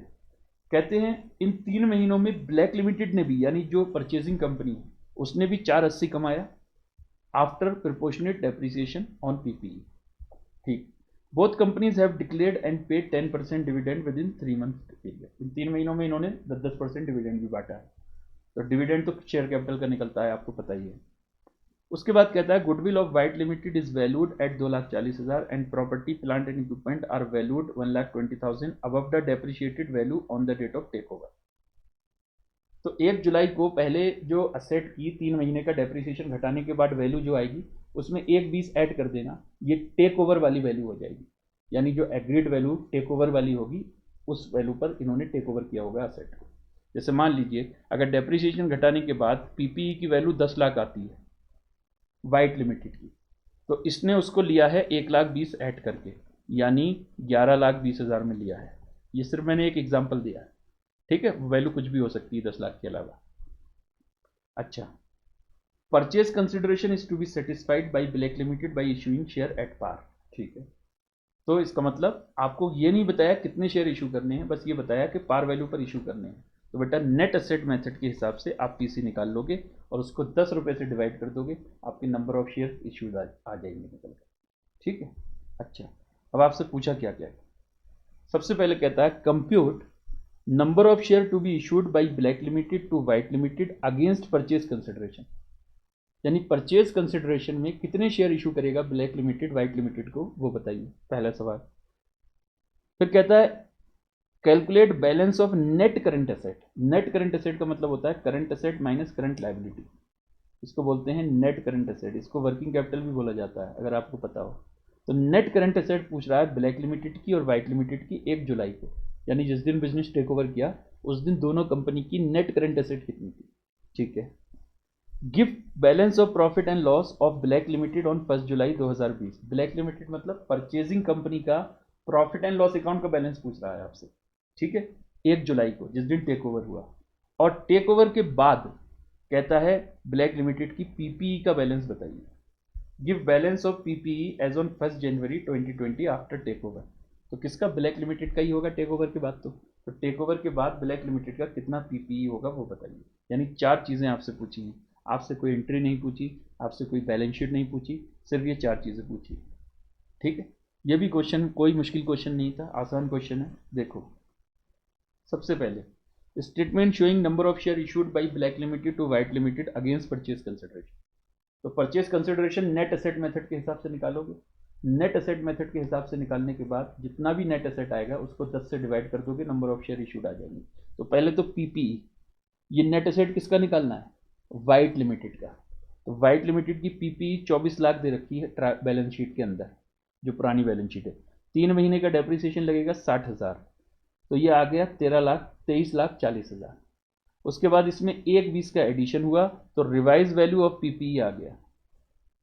रिवाइज वैल्यू ये 2 बार लिख गया, रिवाइज्ड वैल्यू 2 बार लिख गया ऑफ, तो रिवाइज वैल्यू ऑफ पीपीई। ठीक है, कितना, 24,60,000 में ब्लैक लिमिटेड ने वाइट लिमिटेड की पीपीई को टेक ओवर किया है, डेप्रिशिएटेड वैल्यू में 1,20 ऐड करके। फिर उसमें गुडविल 240 की गुडविल भी है वाइट लिमिटेड की, तो गुडविल भी उसने टेक ओवर किया होगा। अच्छा, इन्वेंट्री की वैल्यू मैंने वही ले ली है जो 31 मार्च को थी, क्योंकि 1 जुलाई की कोई वैल्यू नहीं दे रखी। ट्रेड रिसीवेबल की वैल्यू मैंने वही ले रखी है। कैश की वैल्यू आपको निकालनी पड़ेगी। कैसे निकाल की, वर्किंग नोट बनाया है मैंने। ठीक है, अभी बताता हूँ कैश की वैल्यू मैंने कैसे निकाली है। ठीक है, उसके बाद टोटल असेट आ जाएगा 1 जुलाई को 48,60,000। ट्रेड पेबल्स इसमें से माइनस कर देंगे। ट्रेड पेबल वही मैंने माने हैं जो 31 मार्च 21 को थे, क्योंकि मुझे दे नहीं रखा कि कितने हैं, तो मैं निकाल नहीं सकता, तो वो माइनस हो जाएंगे। परचेज कंसिडरेशन आएगा 45 लाख, इसको 10 से डिवाइड कर देंगे, तो 4.5 लाख शेयर ऑफ ₹10 ईच आपको इशू करने पड़ेंगे। ठीक है। अच्छा सर, ये कैश एंड कैश इक्विवेलेंट कैसे आया, तो मैंने दोनों कंपनी का कैश एंड कैश इक्विवेलेंट निकाला है। क्यों, क्योंकि नेट करंट एसेट दोनों का पूछा है, तो कैश एंड कैश इक्विवेलेंट दोनों का ज़रूरत पड़ेगा, तो वो मैंने देखो एक वर्किंग नोट बनाकर यहाँ निकाला है। सबसे पहले जो बैलेंस शीट में कैश एंड कैश इक्विवेलेंट है वो देखो 1440 420 ये दे रखा है। जो प्रॉफिट आपने अर्न किया है, क्या जल्दी से फटाफट बताइए, जो प्रॉफिट आपने अर्न किया है क्या उससे कैश एट बैंक बढ़ेगा या नहीं बढ़ेगा? कैश एंड बैंक सर बढ़ेगा। और जानते हो जितना प्रॉफिट हुआ है कैश उतने से नहीं बढ़ेगा, बल्कि जितना प्रॉफिट बिफोर डेप्रीसिएशन है उतने से कैश बढ़ेगा। क्योंकि डेप्रीसिएशन जो लगता है ना, डेप्रीसिएशन से कैश तो कम हो जाता, वो प्रॉफिट तो कम हो जाता है लेकिन कैश कम नहीं होता। तो आपको कैश प्रॉफिट ऐड करना है, ना कि नेट प्रॉफिट। तो यहाँ पर कैश प्रॉफिट जो है इसका 480 तो नेट प्रॉफिट था, प्लस 90,000 जो है डेप्रीसिएशन था, तो 5,70,000 इसका कैश प्रॉफिट था, तो वो मैंने ऐड कर दिया। इसका 240 तो नेट प्रॉफिट था, 60,000 जो है इसका डेप्रीसिएशन था, तो कैश प्रॉफिट इसका 3 लाख होगा, तो वो 3 लाख ऐड कर दिया। और इसने डिविडेंड बांटा है 6 लाख, यानी इसकी कैपिटल 6,000 है, यानी 60 लाख है, फिगर इन थाउजेंड है। तो 60,000 है, 60 लाख है, तो 60 लाख का 10% 6 लाख, और इसका कैपिटल था 36 लाख, तो 36 लाख का 10% 3,60,000 का डिविडेंड इसने बांटा होगा। तो कैश एंड कैश इक्विवेलेंट 1 जुलाई 2021 को 1410 और 360 था। ठीक है, तो मुझे अभी परचेज कंसिडरेशन निकालते टाइम सिर्फ वाइट लिमिटेड का लेना है। ठीक है, तो वाइट लिमिटेड का परचेज कंसिडरेशन मैंने निकालने के लिए उसका कैश एंड कैश इक्विवेलेंट ये 360 ले लिया था, ये है 360, और ये आपका 45 लाख का पीसी आ गया था, 4.5 लाख रुपये। अच्छा, दूसरा पॉइंट उन्होंने पूछा है statement showing net current asset on 1 जुलाई 2021।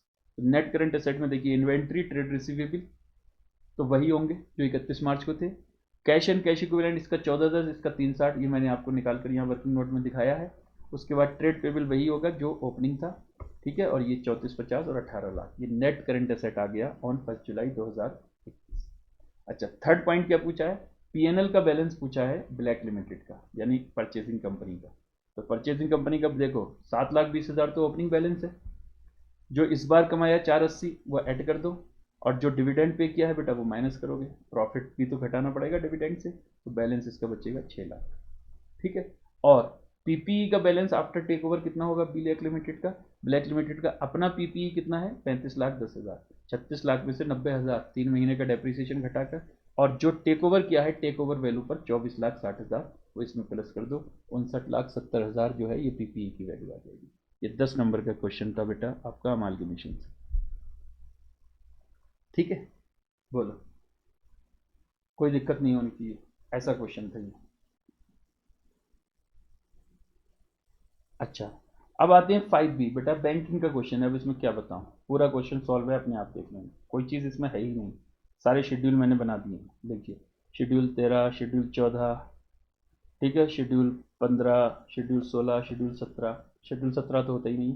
ठीक है, वर्क प्रोविजन एंड कॉन्टीजेंसी का वर्किंग नोट बना दिया मैंने, तो ये सब आप देख लेना, इसमें कुछ भी नहीं। ठीक है, वर्किंग नोट भी बना दिया जो प्रोविज़न आपने बनाए हैं। एक तो प्रोविज़न इसमें क्वेश्चन में दे रखा है 5 लाख रुपए का, एक कस्टमर था जो इंसॉल्वेंट हो गया, उसके स्टेट से 2.5 लाख मिल जाएगा, 2.5 लाख नहीं मिलेगा, तो 2.5 लाख का प्रोविज़न एक तो वो बनेगा। और दूसरा अदर एडवांसेस के प्रोविज़न देखिए ये 2,37,000, एक टैक्स का प्रोविज़न दे रखा है वो, तो तीनों के प्रोविज़न देखिए यहाँ पर ले रखे हैं। डाउटफुल डेट्स वाला एक तो ये था, एक जो है अदर प्रोविज़न है, और एक प्रोविज़न फॉर टैक्स है, ये आपका आ गया 11,37,000। ठीक है, चलिए बैंकिंग का क्वेश्चन था। अब आते हैं क्वेश्चन नंबर 6A, ये लास्ट क्वेश्चन है 6A। 6A में पहला क्वेश्चन था DTA और DTL वाला। आइए पहले क्वेश्चन दिखा देते हैं आपको। ये बैंकिंग कंपनी का क्वेश्चन था, ये बहुत आसान क्वेश्चन था, इसमें तो कुछ था ही नहीं। देखिए DTA DTL, पहले तो DTL का भी बैलेंस है और DTA का भी बैलेंस है। अच्छा, DTL कब बनाते हो? जब फ्यूचर में आपको टैक्स ज़्यादा देना होता है तो आप उसके लिए DTL बना कर रखते हो, यानी फ्यूचर में इनकम टैक्स डिपार्टमेंट ज़्यादा टैक्स लेने वाला है तब आप DTL बना कर रखते हो। अच्छा, अगर फ्यूचर में आपको बेनिफिट मिलने वाला है यानी आप कम टैक्स पे करने वाले हो, उसके लिए DTA बना कर रखते हो। ठीक है, फिर फ्यूचर में जैसे मान लीजिए मैंने DTL बना कर रखा हुआ है, तो DTL मैंने क्यों बनाया होगा? ये इनकम टैक्स डिपार्टमेंट ने मेरे को मान लीजिए कोई ज़्यादा डिडक्शन दे रखी होंगी और मैंने अपने अकाउंट में कम डिडक्शन ले रखी है, तो मुझे पता है फ्यूचर में जाकर इनकम टैक्स मेरे को वो डिडक्शन नहीं देगा जो उसने ज़्यादा इस बार दे दिया। ठीक है, तो अगले साल जाकर जैसे ही मेरे को इनकम टैक्स डिपार्टमेंट डिडक्शन नहीं देगा, तो मुझे जो टैक्स पे करना पड़ेगा उसको बोलते हैं रिवर्सल। तो जो टाइमिंग डिफरेंस जिस पर DTL बनता है वो टाइमिंग डिफरेंस फ्यूचर में जाकर जब रिड्यूस होते हैं यानी रिवर्स होते हैं तो उसका DTL भी रिवर्स करना पड़ता है। ऐसे ही जिस चीज़ पर मैंने DTA बनाया होता है फ्यूचर में जाकर जब वो एक्सपेंसेस अलाउ होता है तो उस पर जो मैंने DTA बनाया था वो भी रिवर्स हो जाता है।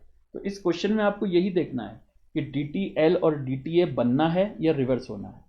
ठीक है, तो पहले देखिए ये ओपनिंग बैलेंस दे रखे हैं दोनों के, अब मैं एक एक पॉइंट पढ़ता जाऊंगा और हमें पता चलेगा कि हमने रिवर्सल करना है या बनाना है। तो देखो सबसे पहले सॉल्यूशन का मैं देखो सबसे पहले मैंने ओपनिंग बैलेंस लिख दिया 28 लाख 14 लाख। अब आइए पहला पॉइंट पढ़ते हैं।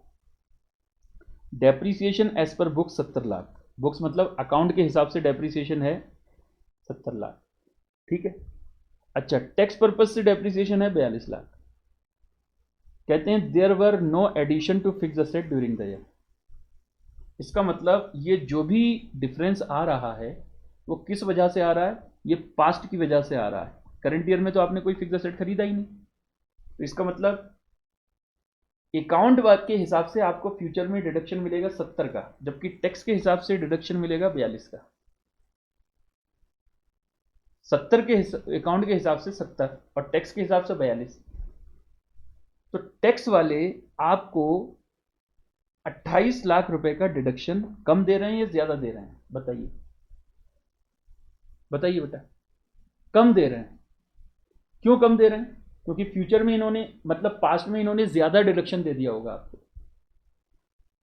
ये फ्यूचर के लिए नहीं है, मतलब ये है कि ये देखो फिक्स असेट करंट ईयर में कोई भी आपने नहीं खरीदा, तो इसका मतलब ये हुआ कि जो ये डेप्रीसिएशन है ये पुरानी एसेट पर है, पहले से है। तो पहले से है तो इनकम टैक्स आपको ज्यादा डिडक्शन दे चुका है और अकाउंट में आपने कम डिडक्शन लिया था डेप्रीसिएशन का, तभी तो ये डिफरेंस है दोनों में। ठीक है, तो फ्यूचर में जाकर जब आपको ज्यादा डेप्रीसिएशन मिलेगा टैक्स के हिसाब से, तो आपने पहले जब इनकम टैक्स ने आपको ज्यादा डिडक्शन दिया होगा डेप्रीसिएशन का, तो उस वक्त आपने DTL बनाया होगा, उस वक्त आपने DTL बनाया होगा। आप ये सोचो अकाउंट के हिसाब से डेप्रीसिएशन कितना 70, टैक्स के हिसाब से कितना है 42, तो कितना डेप्रीसिएशन जो है डिफरेंस है दोनों का 28। तो अकाउंट में 28 का डेप्रीसिएशन ज्यादा लगेगा, टैक्स में 28 का डेप्रीसिएशन कम लगेगा।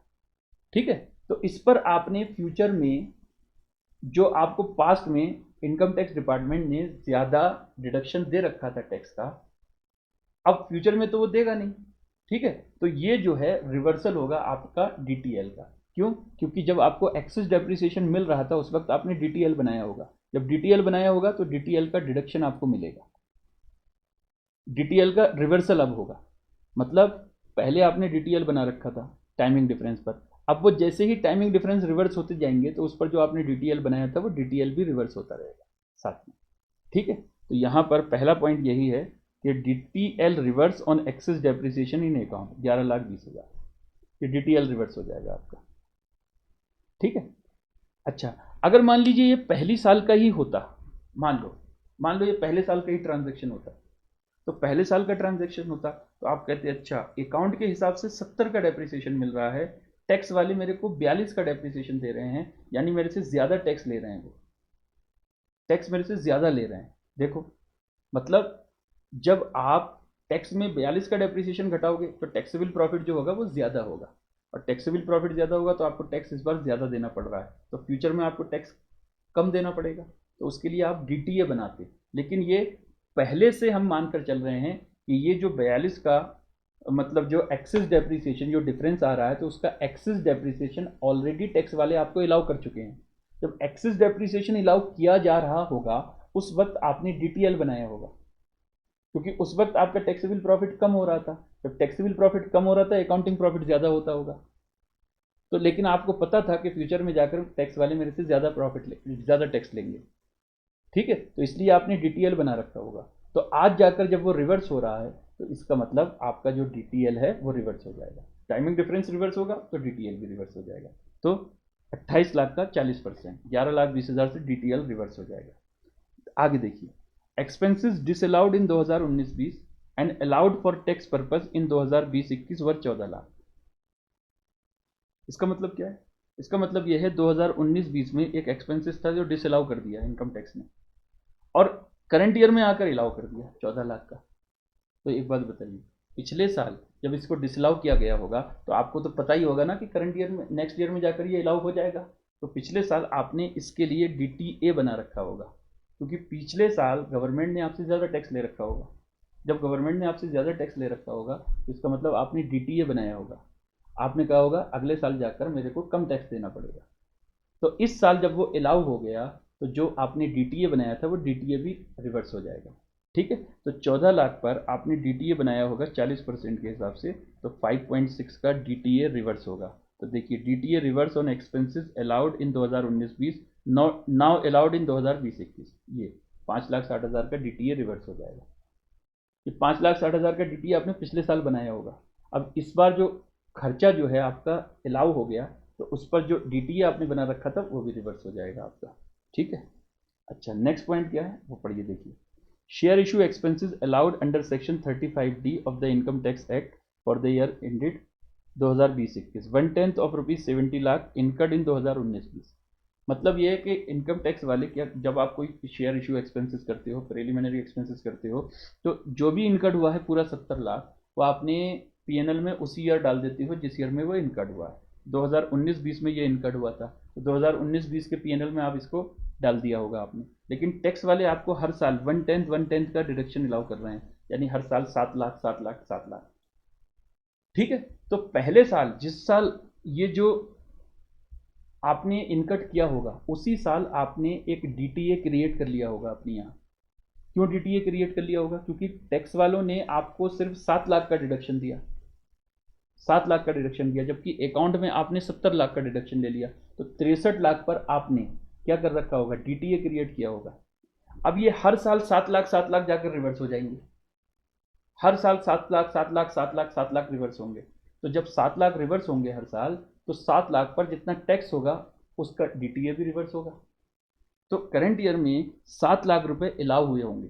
ठीक है, तो इस 7 लाख पर आपने जो DTA बना रखा था वो भी रिवर्स हो जाएगा। तो 7 लाख का 40%, 2.80, ये देखिए 2,80,000 DTA reverse on share issue expenses allowed इन 2020-21।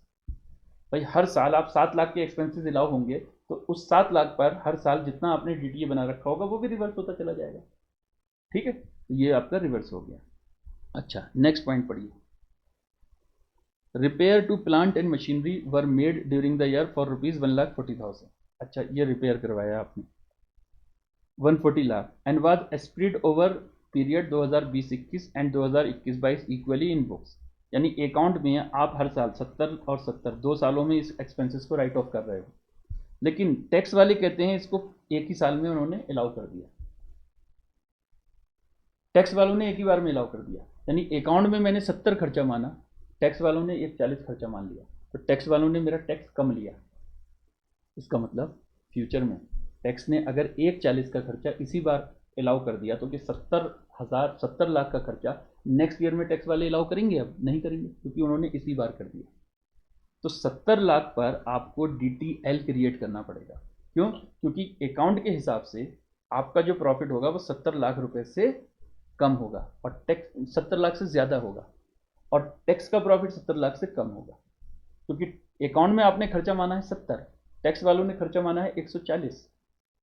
ठीक है, तो 70 लाख से टैक्स का प्रॉफिट कम होगा, तो टैक्स भी आपका 70 लाख पर कम होगा, तो 70 लाख का 40%, 28 लाख का टैक्स भी कम होगा।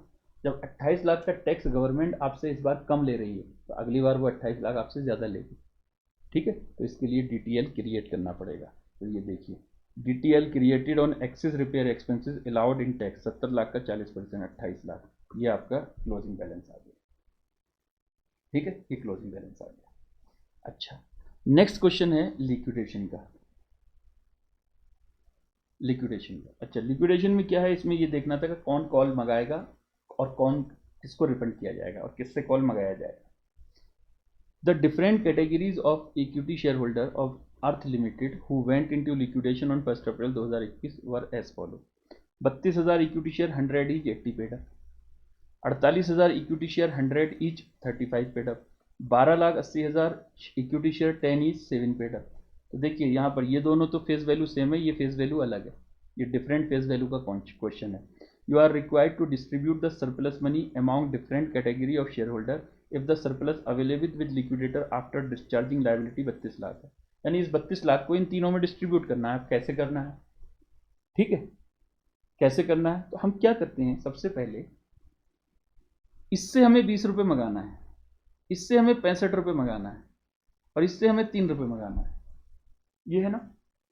अगर मान लीजिए इन सब से हम ये 20, इससे 20 मंगा लेते हैं, इससे 65 मंगा लेते हैं, इससे 3 रुपये मंगा लेते हैं, तो ये सारे शेयर फुली पेड हो जाएंगे। और फुली पेड होने के बाद फिर उसके बाद हमारे पास जितना भी अमाउंट होगा वो इन सबको नंबर ऑफ शेयर से डिवाइड कर देंगे, इक्विवेलेंट नंबर ऑफ शेयर से, और रिफंड पर शेयर आ जाएगा, रिफंड पर शेयर आ जाएगा। ठीक है। तो सबसे पहले तो आपको क्या करना पड़ेगा, इन 20 रुपये को 65 रुपये से और 3 रुपये से कॉल करना पड़ेगा। अब सवाल उठता है, सर क्या कॉल एक्चुअल में करेंगे? नहीं, सिर्फ सोचेंगे हम कहेंगे अच्छा अगर इस 32,000 से मैं 20 रुपये मंगाकर इसके शेयर भी फुली पेड कर दूं, इस 48,000 से 65 मंगाकर मैं इसके शेयर भी फुली पेड कर दूं, और इस 1280 से 3 मंगाकर इसके भी शेयर फुली पेड कर दूं, तो फिर रिफंड पर शेयर कितना आएगा? फिर जिसका रिफंड पर शेयर आएगा और जितना उससे कॉल किया होगा, यानी जो रिफंड पर शेयर आएगा वो नोशनल रिफंड होगा, और जो कॉल किया है मैंने वो भी नोशनल कॉल है। तो दोनों ही चीज़ें नोशनल है, मांगा नहीं है मैंने किसी से, बस खाली सोच रहा हूँ इसके शेयर भी फुली पेड कर दूं, इसके शेयर भी फुली पेड कर दूं, इसके शेयर भी फुली पेड कर दूं। तो नोशनल कॉल करके शेयर फुली पेड कर दूं, फिर नोशनल रिफंड आ जाएगा। फिर नोशनल कॉल और नोशनल रिफंड का कंपैरिजन कर लेंगे। अगर नोशनल रिफंड ज़्यादा है तो रिफंड कर दिया जाएगा, और नोशनल कॉल ज़्यादा है तो कॉल कर लिया जाएगा। ठीक है। अब सवाल यहाँ पर यह है कि यहाँ पर ये दोनों शेयर तो 100 रुपये के हैं, ये 10 का है, तो हम क्या करेंगे, इन सारे शेयर को पहले 100 वालों में कन्वर्ट कर लेंगे। ठीक है, यानी फुली पेड बनाने के बाद इनको 100 वालों में कन्वर्ट कर लेंगे। तो ये 32 रहेंगे, ये 48 रहेंगे, ये हो जाएंगे 1,28,000 शेयर। सर 1,28,000 कैसे हो जाएंगे? भाई ये शेयर अगर मान लीजिए 10 रुपये वाले शेयर को 100 रुपये में कन्वर्ट करोगे तो 12,80,000 शेयर थे, तो वो 1,28,000 शेयर हो जाएंगे। ठीक है। तो उस हिसाब से इसको इक्विवेलेंट नंबर ऑफ शेयर्स कितने हो जाएंगे, 32 और 48 और 1,28,000, तो 2,08,000 शेयर जो हैं वो हमारे इक्विवेलेंट नंबर ऑफ शेयर हो जाएंगे 100 रुपये वाले। ठीक है। और 32 लाख में नोशनल कॉल ऐड कर देंगे। नोशनल कॉल ऐड करने के बाद में जो हमारे पास अमाउंट आएगा उसको 2,08,000 से डिवाइड करेंगे तो ये रिफंड पर शेयर आ जाएगा। फिर रिफंड पर शेयर को आप कंपैरिजन करोगे किसके साथ, जो कॉल मंगाई है आपने। ठीक है। अगर रिफंड ज़्यादा है नोशनल रिफंड तो रिफंड कर देंगे, अगर नोशनल कॉल ज़्यादा है तो कॉल कर लेंगे। ठीक है। कैसे सॉल्यूशन है आइए देख लीजिए। देखो सबसे पहले कैलकुलेशन ऑफ नोशनल रिफंड पर शेयर, पहले नोशनल रिफंड निकालते हैं।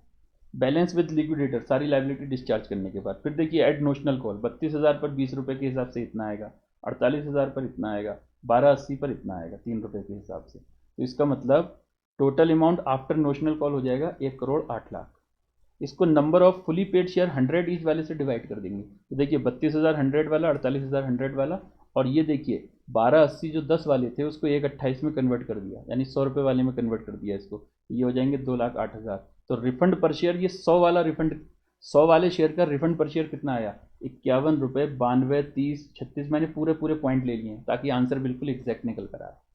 51.923076,923 ये रिफंड पर शेयर आया। ये 100 वाले का रिफंड आया, तो 10 वाले का रिफंड कितना होगा, क्योंकि एक शेयर 10 का भी था, तो उसको देखिए इसको 10 से डिवाइड कर दीजिए, तो 10 वाले का रिफंड आ जाएगा 5.1923076923। मैंने बिल्कुल एग्जैक्ट सारे जितना कैलकुलेटर में आया था वो ले लिया। ठीक है। अब यहाँ पर आपको निकालना पड़ेगा रिफंड और कॉल। तो देखिए 32,000 शेयर पर नोशनल कॉल है 20 रुपये, नोशनल रिफंड है 51 रुपये 92 समथिंग पैसे जो भी आया, तो इसका मतलब इसको 31 रुपये समथिंग आपको वापस करना पड़ेगा। ठीक है। तो टोटल कितना देखो, 32,000 इंटू ये 31 पॉइंट समथिंग मल्टीप्लाई करोगे तो 10,21,538 रुपये इसको रिफंड करने पड़ेंगे, क्योंकि इसका नोशनल रिफंड ज़्यादा है। ठीक है। अच्छा 48,000 शेयर थे, 65 रुपये कॉल है और 51 रुपये समथिंग रिफंड है, तो इसका मतलब इससे कॉल करना पड़ेगा कितना, 13 रुपये 76923077 ये, और number of share 48,000 into 13 point ये समथिंग जो भी है इससे मल्टीप्लाई करोगे तो 6,27,692 रुपये से इसको इससे कॉल किया जाएगा, इससे मंगाए जाएंगे। और इसको देखिए 12,80,000 शेयर 10 का है, तो 3 रुपये कॉल है और 10 रुपये वाले शेयर के लिए रिफंड इतना है, तो इसका भी नोशनल रिफंड ज़्यादा है, तो रिफंड हो जाएगा 2.1923076923। तो इससे मल्टीप्लाई करोगे ये 1280 को, तो ये आ जाएगा 28,06,154, ये इसको रिफंड किया जाएगा। ठीक है। अगर आप इन तीनों का देखो, इन दोनों को जोड़ो जो रिफंड वाले हैं और इसको माइनस करोगे तो 32 लाख ही आएगा जो आपके पास कैश अवेलेबल था। आप करके देख लेना। जो रिफंड है उनको जोड़ दो, जो कॉल है वो माइनस कर दो, तो ये 32 लाख रुपए बैलेंस आ जाएगा। ठीक है, ये था 6B, ये लिक्विडेशन का क्वेश्चन था। अच्छा, ये क्वेश्चन बेटा थोड़ा सा ट्रिकी क्वेश्चन था, ये नया क्वेश्चन था। ठीक है, इस क्वेश्चन में क्या कहता है जरा देखिए, और मैंने अपनी अजम्पशन मानकर इस क्वेश्चन को सॉल्व किया है। अब पता नहीं मेरी अजम्पशन और इंस्टीट्यूट की अजम्पशन मैच करेगी या नहीं करेगी, हो सकता है दोनों की अजम्पशन अलग अलग भी हो जाए। ठीक है, जब सजेस्टेड आंसर आए तो हो सकता है मेरे आंसर से इंस्टीट्यूट का आंसर मैच ना करे, लेकिन मैंने अपना जो बेस्ट दिया है वो मैंने कैलकुलेट करने की कोशिश की है।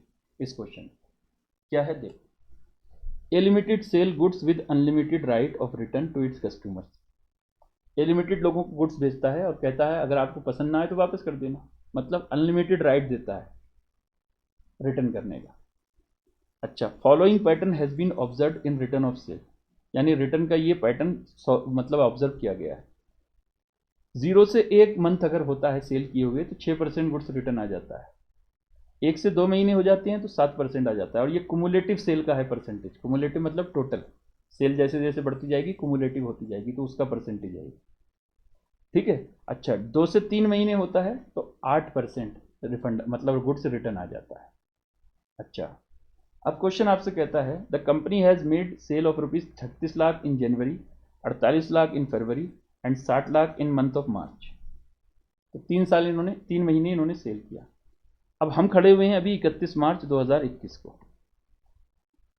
जो जनवरी में सेल किया होगा वो देखिए उसको तो 3 महीने हो गए, जो फरवरी में क्या होगा उसको देखिए वो अभी है 1 से 2 महीने के बीच वाला पॉइंट, और जो जनवरी में किया था वो है 2 से 3 महीने वाला पॉइंट, यानी वो इस कैटेगरी में है जनवरी वाला सेल, फरवरी वाला इस कैटेगरी में है, और जो मार्च में आपने सेल किया है वो इस कैटेगरी में है। ठीक है, वो इस कैटेगरी में है। कहते हैं the total sale for the financial year 400 lakh and cost है 320 लाख। कहते हैं सेल आपने टोटल किया पूरे साल में 400 लाख और पूरे साल में जो कॉस्ट ऑफ गुड्स था सोल्ड था वो 320 लाख था, तो इसका मतलब टोटल 80 लाख का आपने प्रॉफिट कमाया होगा पूरे साल में। You are required to determine the amount of provision to be made and revenue to be recognised as on 31 March, यानी कितना रेवेन्यू रिकॉग्नाइज होगा और कितना प्रोविजन बनेगा। अब सवाल ये उठता है कि देखो जब आप गुड्स बेचते हो विद राइट टू सेल तो रेवेन्यू तो हम इमीडिएटली रिकॉग्नाइज कर लेते हैं, जितना हमने सेल किया होता है उतना रेवेन्यू रिकॉग्नाइज कर लेते हैं। यानी आपने 400 लाख का सेल किया है तो 400 लाख रेवेन्यू रिकॉग्नाइज कर लो, अगर बाकी जो AS9 की कंडीशन पूरी होती है वो हो रही है। AS9 की क्या कंडीशन होती है, आपने ऑनरशिप ट्रांसफर कर दी हो, significant risk and reward transfer हो गए हो, कंसिडरेशन रिसीव हो गया हो या रीजनेबल सर्टेनिटी हो कि मिल जाएगा। जब ये कंडीशन पूरी हो जाती है आपकी तो आप रेवेन्यू रिकॉग्नाइज कर लेते हो AS9 के हिसाब से। ठीक है। हाँ, जो गुड्स वापस आने की उम्मीद है ना उस पर जितना प्रॉफिट आपका उसमें जितना होगा उसका आपको प्रोविजन बनाना पड़ेगा। यानी जो गुड्स वापस आ सकता है तो उस गुड्स में जितना प्रॉफिट होगा उस अनरियलाइज्ड प्रॉफिट का प्रोविजन बनाना पड़ेगा। क्यों? क्योंकि जो गुड्स वापस आया वो आपका स्टॉक तो होगा, लेकिन उसका प्रॉफिट जो आपने सेल में इंक्लूड कर रखा होगा वो प्रॉफिट का प्रोविजन बनाना पड़ेगा आपको।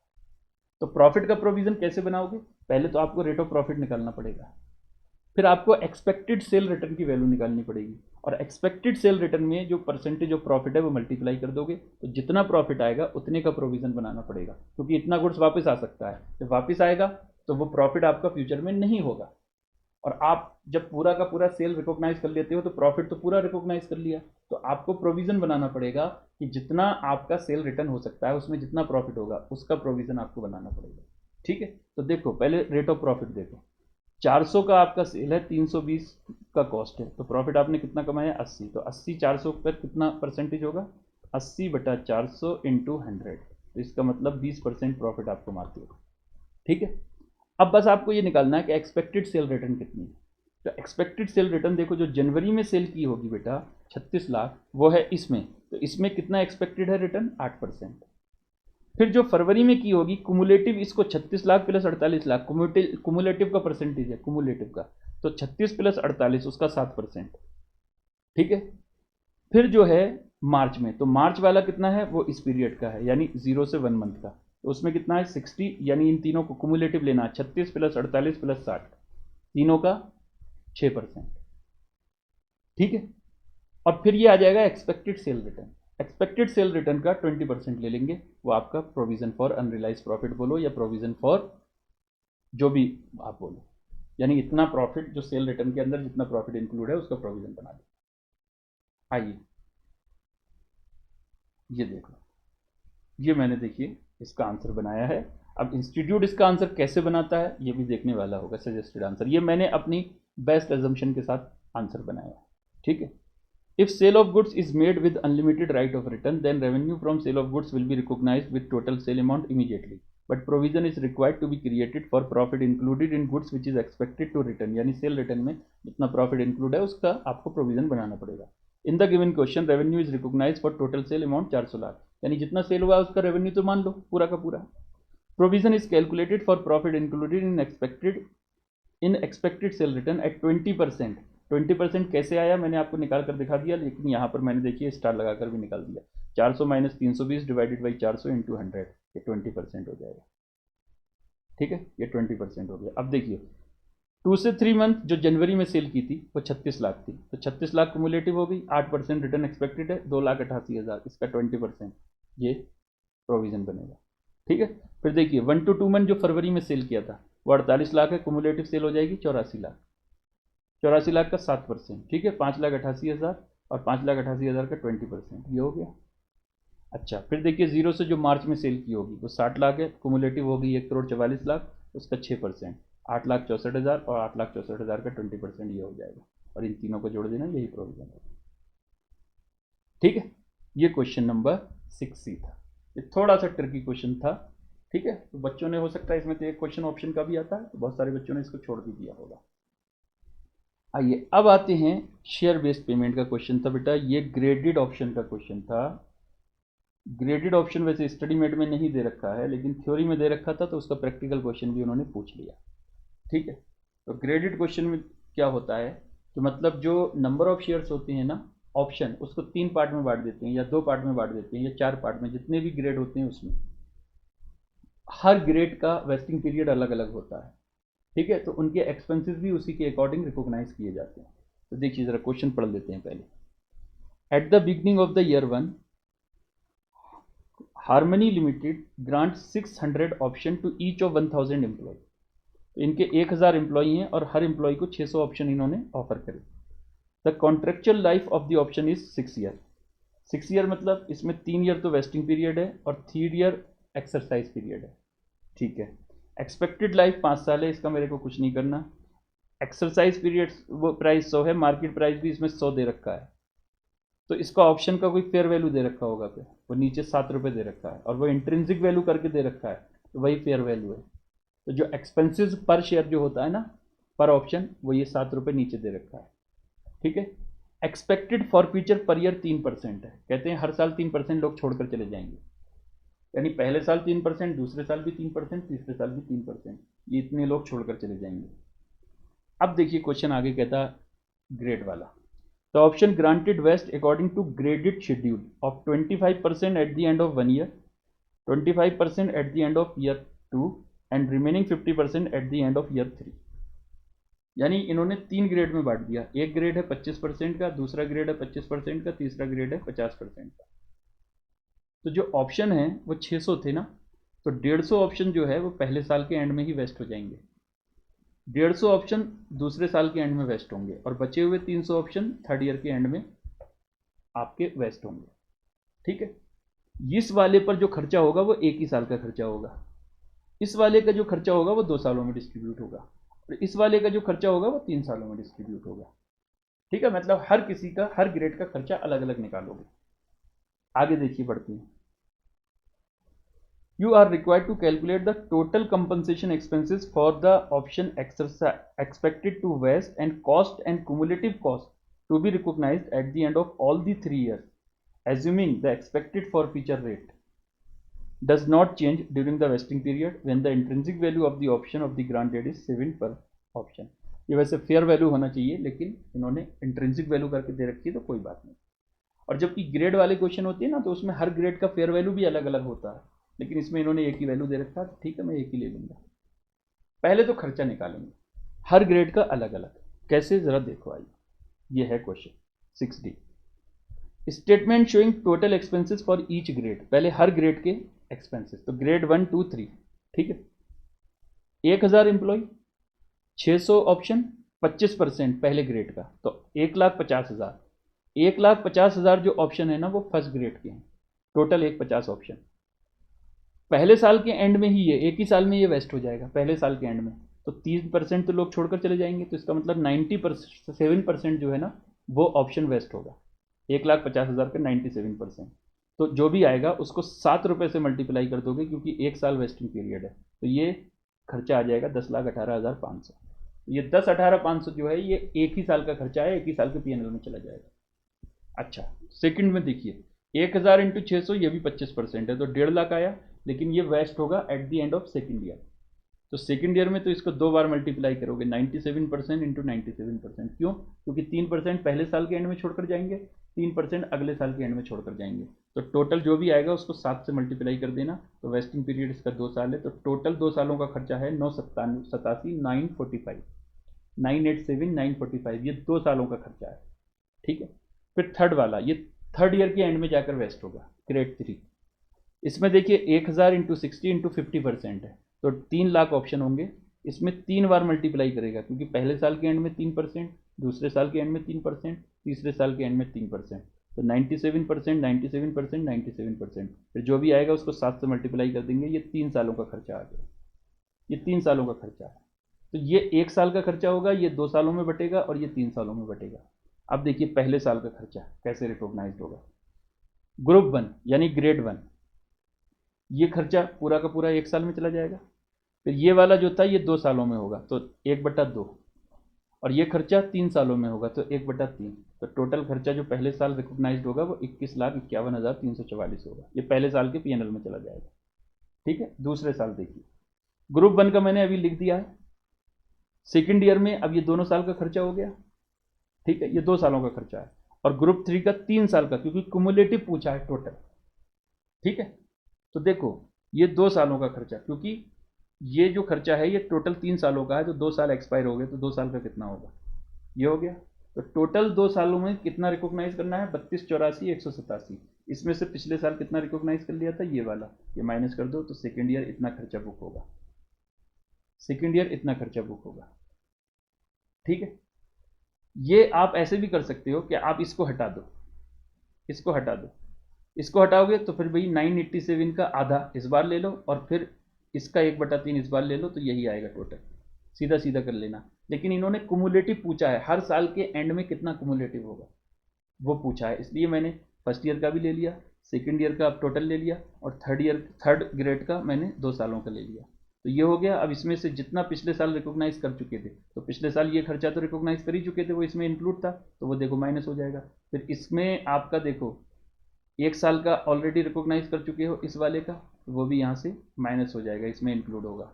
और जो फर्स्ट ईयर का खर्चा ये वाला था, ये भी इसमें इंक्लूड होगा, वो भी ये माइनस हो जाएगा। तो ये 2 सालों का खर्चा दूसरे साल के एंड में ये, और थर्ड ईयर के एंड में देख लीजिए ग्रुप 1 का इतना था, ग्रुप 2 का इतना था, और ग्रुप 3 का टोटल हो गया।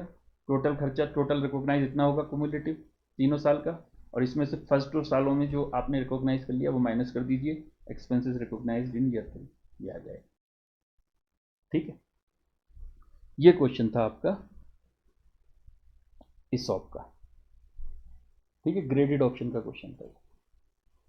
अच्छा, आंसर टू क्वेश्चन नंबर 6 ही इंटरनल रिकंस्ट्रक्शन का क्वेश्चन था, सीधा सीधा। देखो जो इनका 75 लाख का कैपिटल था, उसका 3/5 तो नए इक्विटी शेयर दे दिए जाएंगे, जो नए इक्विटी शेयर आएंगे उसका 2/5 प्रीफरेंस शेयर दिए जाएंगे, 7% डिवेंचर दिए जाएंगे, और बाकी कैपिटल रिडक्शन में चला जाएगा।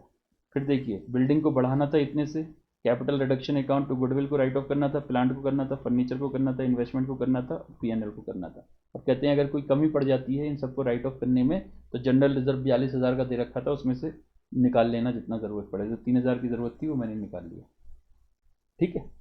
ये क्वेश्चन बन गया आपका कैपिटल इंटरनल रिकंस्ट्रक्शन। बस ये आपका पेपर था। तो पेपर देखो बेटा मुश्किल तो नहीं था, लेकिन एवरेज था, जैसे बच्चे कंफ्यूज हो गए होंगे, होल्डिंग कंपनी का जो पीएनएल स्टेटमेंट का क्वेश्चन आया था उसको देखकर डिविडेंड ये वो सब देखकर कंफ्यूज हो गए होंगे थोड़ा। थोड़ा ये जो क्वेश्चन आया था प्रोविज़न बनाने वाला, ये थोड़ा सा ट्रिकी क्वेश्चन था। बाकी तो एक ग्रेडेड ऑप्शन का बच्चों ने हो सकता है ना पढ़ा हो। ठीक है, 5 नंबर का क्वेश्चन था वो। वैसे ये ग्रेडेड वाला 10 नंबर में आना चाहिए था, जहाँ तक मेरी मतलब जो है ओपिनियन है। लेकिन इंस्टीट्यूट इंस्टीट्यूट है, वो जो चाहे हो सकता है। ठीक है बच्चों, तो चलिए, टेलीग्राम चैनल से इसका पीडीएफ आप डाउनलोड कर लेना। बहुत बहुत शुक्रिया आप लोगों को वीडियो वॉच करने के लिए। ठीक है, thank you very much. Bye bye.